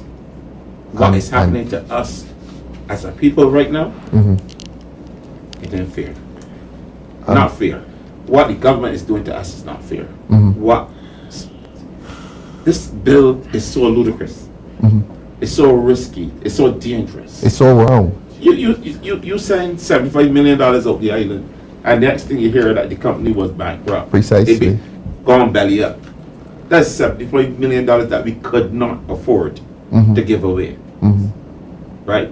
And like Damien said, sports. We got a lot of sports facilities in Barbados We do? that are not open on eBay. We do? Where are they? And You mean the 11 mini stadia? I was at a Defense? sports facility last Friday, and the grass was up. Which one? The grass was at St. Helens. The grass was St. up to my Helens. knee. That's the James Bryan? James Bryan complex, Yeah. and the guys just want to do a little football scrimmage. Couldn't do and, it? and when the ball lands, it stays there. It stays It's in- not rolling. it disappears. Because the grass is too high. They're not. These facilities are not being. Well, David, when Well- I identify these problems, say, and they send in 225 million overseas. And all the people, all the James Bryan's complex needs maybe a dedicated tractor on location to cut the grass, and the place needs to be open so people can come and use the facilities. Because what is it's having a community center and it's closed. A community center should be open every day. Yes. Well, the government said they're going to solve that problem by appointing community managers. So they'll put a man in the community center. He becomes a community manager. We don't know what he's going to do, but he's going to get Probably a lot get of $5,000 a month for that too. yeah, and get a lot of Okay. people to gather around him. Community. He is a community manager. Yeah, they say that just 2 weeks ago that they're putting people in the community centers. They don't know what this government don't seem to know exactly what they want to do or what they need to do for the people of this country, because the only thing they do well is scream at us. Yes. You want to hard ears. We get treated like idiots in Barbados. Yeah. They treat us like idiots, and we're sitting down, and behaving like, yes, massa, kind of behavior. We got leaders that somehow believe they're emperors, they're supreme. They employ us. We don't employ them, and somehow we have fallen into a mode in Barbados where we are treating the people we elected to govern. We are treating them as if they're doing us a favor. Yeah. They don't seem, they're not accountable to us. That's what the road building program is about. You get a road and you're done the biggest favor. It's not your taxes. It's the government's money. favor. These are things that that we expect them to do. Yes. And that we put They them have a there duty to do it. But somehow this government seems to think that when they do a road, they're doing us a favor. If they build a facility, they're doing us they're using our money. You know what I find particularly disgusting, David? They build a road and somebody on social media is putting it, oh, this road has been built. Hooray. I mean, it is so silly. And that is what we have become. What is laughable is that when the government started the Million Pave program, It's horrible. and they went out to St. Thomas and they did a road, and there was this big song and dance. If you go in St. Thomas now, it's better if you drive a rock engine through St. Thomas, because the roads are so bad. Bridgefield's still so bad. They must have fixed Bridgefield Listen, by now. Far from finished. Somehow, Far from finished. Far from finished. it almost seems as if their efforts are backfiring for some reason, because they're not genuine. Yes. They're not genuine about what they do. But you remember when we went to St. George, what happened to Mill and Pave when we did our tour to St. George after the flood? The road had the pave floated away. Yeah, precisely. The mill and they were warned, you know, they were warned that Mill and Pave would not solve the problem. It's a poor excuse. Yeah. It's a poor excuse of road rehabilitation and maintenance. It's poor. Yeah. Like I said, and I keep saying, they did a road close to me called Locust Hall, and in less than 6 months, the parts of Locust Hall that has bad substructure, the substrata is bad. Yes. They pave over it, and it falls right back in. It's just nonsense. They're wasting taxpayers' money. Yeah. Wastage. Yes. It's just wastage. Yes. Yeah. They are doing a very poor job in managing this country. And like I'll say it because my constituents are saying it. We, the DLP, whatever we have to do. But we need to do it because they need help. The people need help. The people need us to be there for them because they have lost confidence in this government. What are our young people doing? Frustrated and because there are no real opportunities for young people in Barbados. That's what I meant in terms of job opportunity. What are our young people doing? 18 to 25, 18 to 30. They're competing with imported labor. Competing with They're competing with imported. Let me be real. Yes. Because we hear how lazy Bajans are. Look, Hey. the 2%, 2 out of every hour, every additional hour, that 2% is any of a brown mate. 2% not even a brown mate. How can you compete with foreign labor who is taking a wage or a salary down here while you living a cost of living up here? The reason that a lot of young people don't want to work is because a lot of the employers want cheap labor. Cheap labor. So the imported And cheap labor is labor cheaper can't labor. pay bus fare and buy lunch and that kind of thing. When you do the math with the cheap labor, the average Bajan, it don't make sense. He leaving home. Maybe It does not make sense. Maybe we've stumbled on something then. I was asking the panel what areas of business possibly could this 225 go to. Construction, perhaps? Construction and training our young men. It's not Construction, only Felicia? yes, but not Go, only go as- overseas to a construction company? No, not overseas. We have No, our, I mean the 225 million. Yeah, We're they looking go at possible outside, areas of investment. but And let their labor come in here. So go overseas, pay them to send their labor here. I mean, it's is not- that a it's- possibility? It's not fair. Nothing is making sense. Yeah. There's so To much, Barbadians. there's so much Unjust. that's happening in Barbados, Mm-hmm. and I don't want to be the person to say it, but I've seen it. Mm-hmm. We had foreign workers from Europe and Barbados Mm-hmm. putting hot mixing holes in Barbados. I beg your pardon? Yes. We had foreign workers. We had foreign Caucasian workers. What expertise? But I don't know. But you imagine you got Europeans down here putting hot mix in Hot the hole. mix. It must take some special What's so expertise. technical about putting hot mix in the hole? Well, if you come all the way from Europe to do it, it must take some Something special must be expertise. really. I mean, we gotta look to see what's happening, and then we go and we cuss off the young people and say they're lazy, they don't want the work. And let me tell you something. I would not leave home for Bashir lunch money. It does not make sense. You leave home to go to work, to go through the stresses. Work is work, and it has the stresses. I would not leave home to go through the stresses of work for Bashir lunch money. It does not make sense. You look at the bills. Look at the bills that we're dealing with. The average bill, by the time you finish paying bills, you almost out $1,000. Does a young person in Barbados have any good reason to vote for this government? They don't.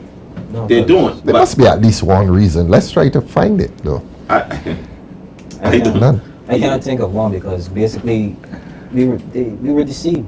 Well, if you like a fact, I mean, if you like a fat, but a fat can only go so far. Enjoyment can't pay bills. Okay. Enjoyment can't put food on the table. I mean, you might have a good time, but at the end of the day, those bills aren't going to pay themselves. but they do It's- a good fact, though. I must give But it credit. when you wake up tomorrow, life's reality is still facing you. You still got bills to pay. You still have the strangling cost of living in this country. And the 21-cent increase per hour will not help anyone with the cost of living. Because as I said before on the show, if you want to help persons with cost of living, reduce VAT. Weird. Reduce VAT. Spending 21 power. cent per hour increase will not help anyone with cost of living. Precisely. It's a token gesture. Precisely. So what do they think is going to happen now again when they increase the wage, when they increase wages? Look at what happened the last the last time. Or they, like I said, yeah. Cost of goods will go up. they do the same things over and over and over again and expect a different Different result. result. Yeah. So what do you think is going to happen now again? I think it's a. I have to intervene on this matter. I think it's an injustice to the young persons. I think that stereotype that young people are just on the block and they're not doing anything. The reality is that if we give a young man a job, he will come to work. Yeah. And that's the reality. We know our people. We know how we work. Most of those young men on the block have children. They have families. Some of them have worked before. It's just that as you said, we have a lot of those persons coming in and taking those little jobs. But and it's what I said before. What I said before is that we have to be in a position where our people come first. Yes. Our people come first. Yeah. Yes. And that is why we get in all those types of legislation, because we're not putting our people first. Everyone, including our new Minister of Education, all he speaks about, okay, our students need to have this, this possible world that he's thinking about. We need to be who we are as Barbadians. We need to be who we are. We are noble people. We are people that have always worked hard to get this country where it is. To have people come in now to tell us, well, we need to pay people from outside to come and get us employed. This is disrespectful Yeah. Yeah, it is. and it's insultive. And I think the Barbadian society, I'm going to say it again, for the last 7 years, we have allowed this government to get into our subconscious, to allow us to think that we deserve what we get from them. And I think young people understand that. Young people don't think like us, That's true. They don't think like us. That's true. Because they're seeing what is happening. They're seeing the same government that is telling them to come and work is going out there giving people money. It's coming around telling them, well, we're going to charge you for that tint on that vehicle that you have there. The reality is that they're seeing the oppressive government. The oppression right now is on two sectors of our society, the elderly and the youth. the elderly, they're feeling it. We're seeing it every day. And CBC, thank you for highlighting what is happening to our elderly in our societies, their homes, that the government has abandoned, that the minister responsible for people empowerment that always defending this government have not seen the reason for him to go around and check on those elderly persons and the homes that they live in, not conditions for people like us, our people. And when we see the young persons, the young men on the block, we always say, well, you know, the reality is that any one of us could have been on that block. That's true. There, but for the grace Any of God. one of us could have been on that block when we were growing up. This has been a very unhappy show. I'm sorry. Thank you. Sorry, Felicia. It has been a very unhappy show. We want to do a happier show next week. 2 days away from Christmas, I think. Christmas is Thursday. Yes. So on Christmas, we used to call it Christmas Eve. No? You know about that? Yep. On Christmas Eve, we're going to be back here, and we want to do a happier show. We want to invite a lot of people in here. We're going to put drinks on the table. Doc, you and I won't be drinking most of them. And we're going to have black cake.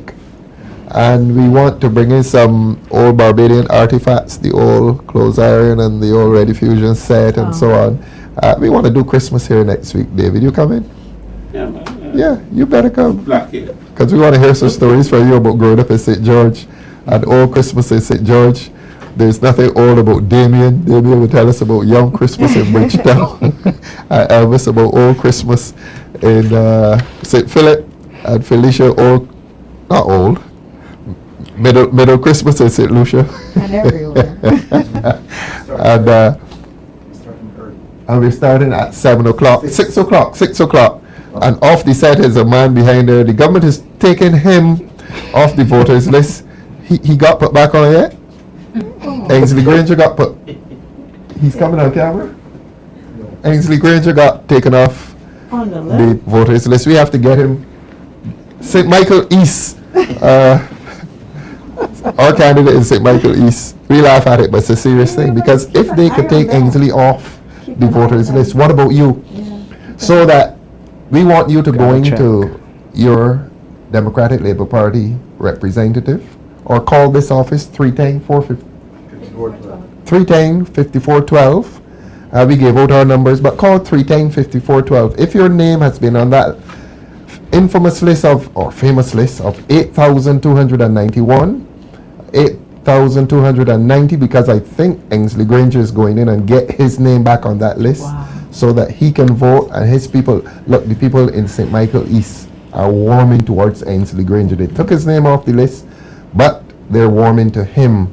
And the people in St. George North are warming to you, David Warren. We're getting good news back. And Felicia, we're going to do miracles in St. George South with you. The time is coming. We're hearing that an election is in the air. That's how the government is behaving. Whenever they come, Fanus, Damien, we're going to be ready. Why do they call you Fanus? Everybody calls you Fanus. I think it's because it's the easiest name to remember. Easiest name to remember. Okay, name. okay. Doc, always a pleasure. You're coming through next week for our Christmas show. You have special. I won't be able to make it next week. Nah, oh, so sad. So who's going to play keyboards for us? I am not sure. Maybe one of our producers. Okay, Ainsley Granger is going to sing. Ramon Goodman says he can chant. He can chant. Oh yeah, so we got some entertainment. This is a prayer, or this is an Anglican chant, or this is entertainment. oh, music type of chant. that kind of chant. We thought it was the religious one with the incense and so on. He says he's very good at it. He dropped some bars on Tuesday. Well, tell the people which constituency Ramon is. St. Andrew, the man for St. Andrew. The man for St. And Andrew. He also has my endorsement as well. Yeah, Good. He's going to do great things in St. Andrew. Good, He's good, up there. good, He's good, up good. there and he's doing the work. St. Lucy, Ian Griffith, St. Peter, Jason. Jason has the internet on fire. Listen, Jason inspires me. Yes, Jason yes, inspires yes, me. yes, I yes. believe that he is going to win St. Peter. I'm gonna put my house on that. Yes, He's yes, going to win yes, St. Peter. yes. He's out there every single day. All people are working hard. He's working very hard. All people and are working hard. All people in general. Yeah. Ainsley and I went to cricket with Pedro Graves 2 weekends ago. St. John Cultural was playing against Police. St. John Cultural won, of course, the final, the second division final. Right, Ainsley? Yes. But next Tuesday, we want you, the viewers, to participate. We want you to send in your messages. Director has told us from 6 till 9 next Tuesday. Nice Christmas nostalgia show. And I'm going to call one name. This show will not be good next week unless Ainsley Ben is with us. Ainsley Ben is one of the most vivacious presenters on radio. Ainsley, I beg your pardon. We want you here next week. We want you to sing a duet with Ainsley Granger next week, and conducting the orchestra will be Pastor David Durant. Thanks, ladies and gentlemen, for coming. Next Tuesday, Christmas show. Good night. God bless you. Good night. Good night, man. Virgins, hear me now.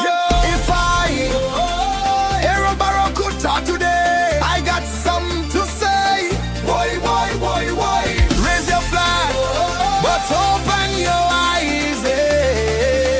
Yeah. If I Errol Barrow had to speak today, what I see would break my heart away. Nothing changed, just a mirror frame, same corruption, just a brand new name. My people, I'm sad to say, you reaping all you sow today. The pride and industry fade away, and now we fighting to find we way. Yeah. Life at two extremes, I tell you so. Hope and hunger, high and low. Poverty mixing with champagne flow, but poor man still can't grow. Suffering and celebrating, starving while them still partaking. Nations rise, time to break that spell. Stop showing contempt for yourself.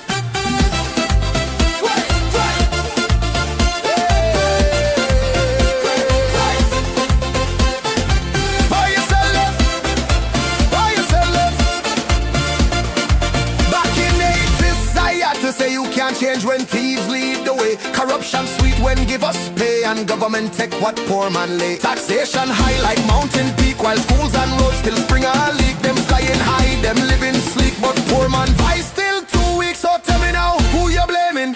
Who make the system shaming? Them raise the dead, destroy the cane. No migration needs the pain. You be leaders like the clay, and now me are playing God today. Talking sweet but turn away from the people who make she laugh.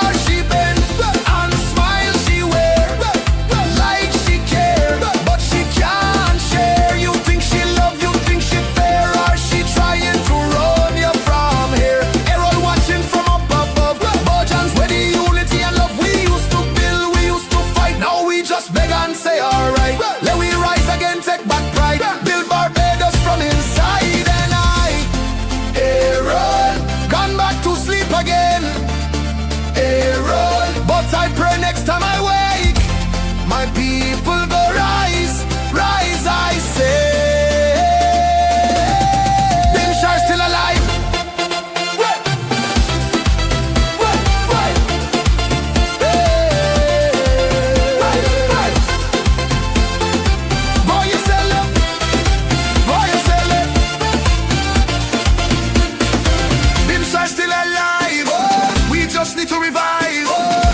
Still alive, we just need to revive.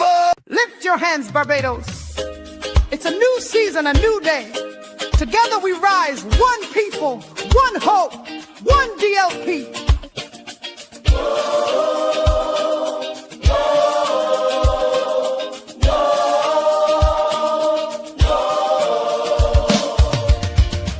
We've been through trials, we've been through pain, but hope is rising like the morning rain. Voices of the people, strong and true.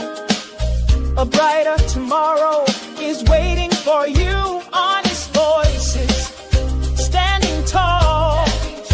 Balance justice, one and all. Trust restored. The people say a brand new dawn begins today. One family call, one Barbados, a place for all. Hope is rising, the vision clear. God bless this land we all hold dear. From north to south, east to west, we stand together, giving our best for justice and fairness. We answer the call, DLP means hope for all. Honest voices standing tall. Balanced justice, one and all. Hand in hand, we'll find the way. A brighter dawn begins today. One family call, one Barbados, a place for all. Hope is rising, the vision clear. God bless this land we all hold dear. One vision, one people, together we rise, with faith in our hearts and hope in our eyes. Stronger united, no voice too small. One DLP, one Barbados for all. Called DLP, the people's choice. Hear the power in every voice. Hope is rising, the vision clear. A blessed Barbados starts right here. One DLP, one family call, one Barbados, a place for all. Hope is rising, the vision clear. God bless this land we all hold dear. Oh, people, one DLP, one family call, one Barbados, a place for all. Hope is rising, the vision clear. God bless this land. We all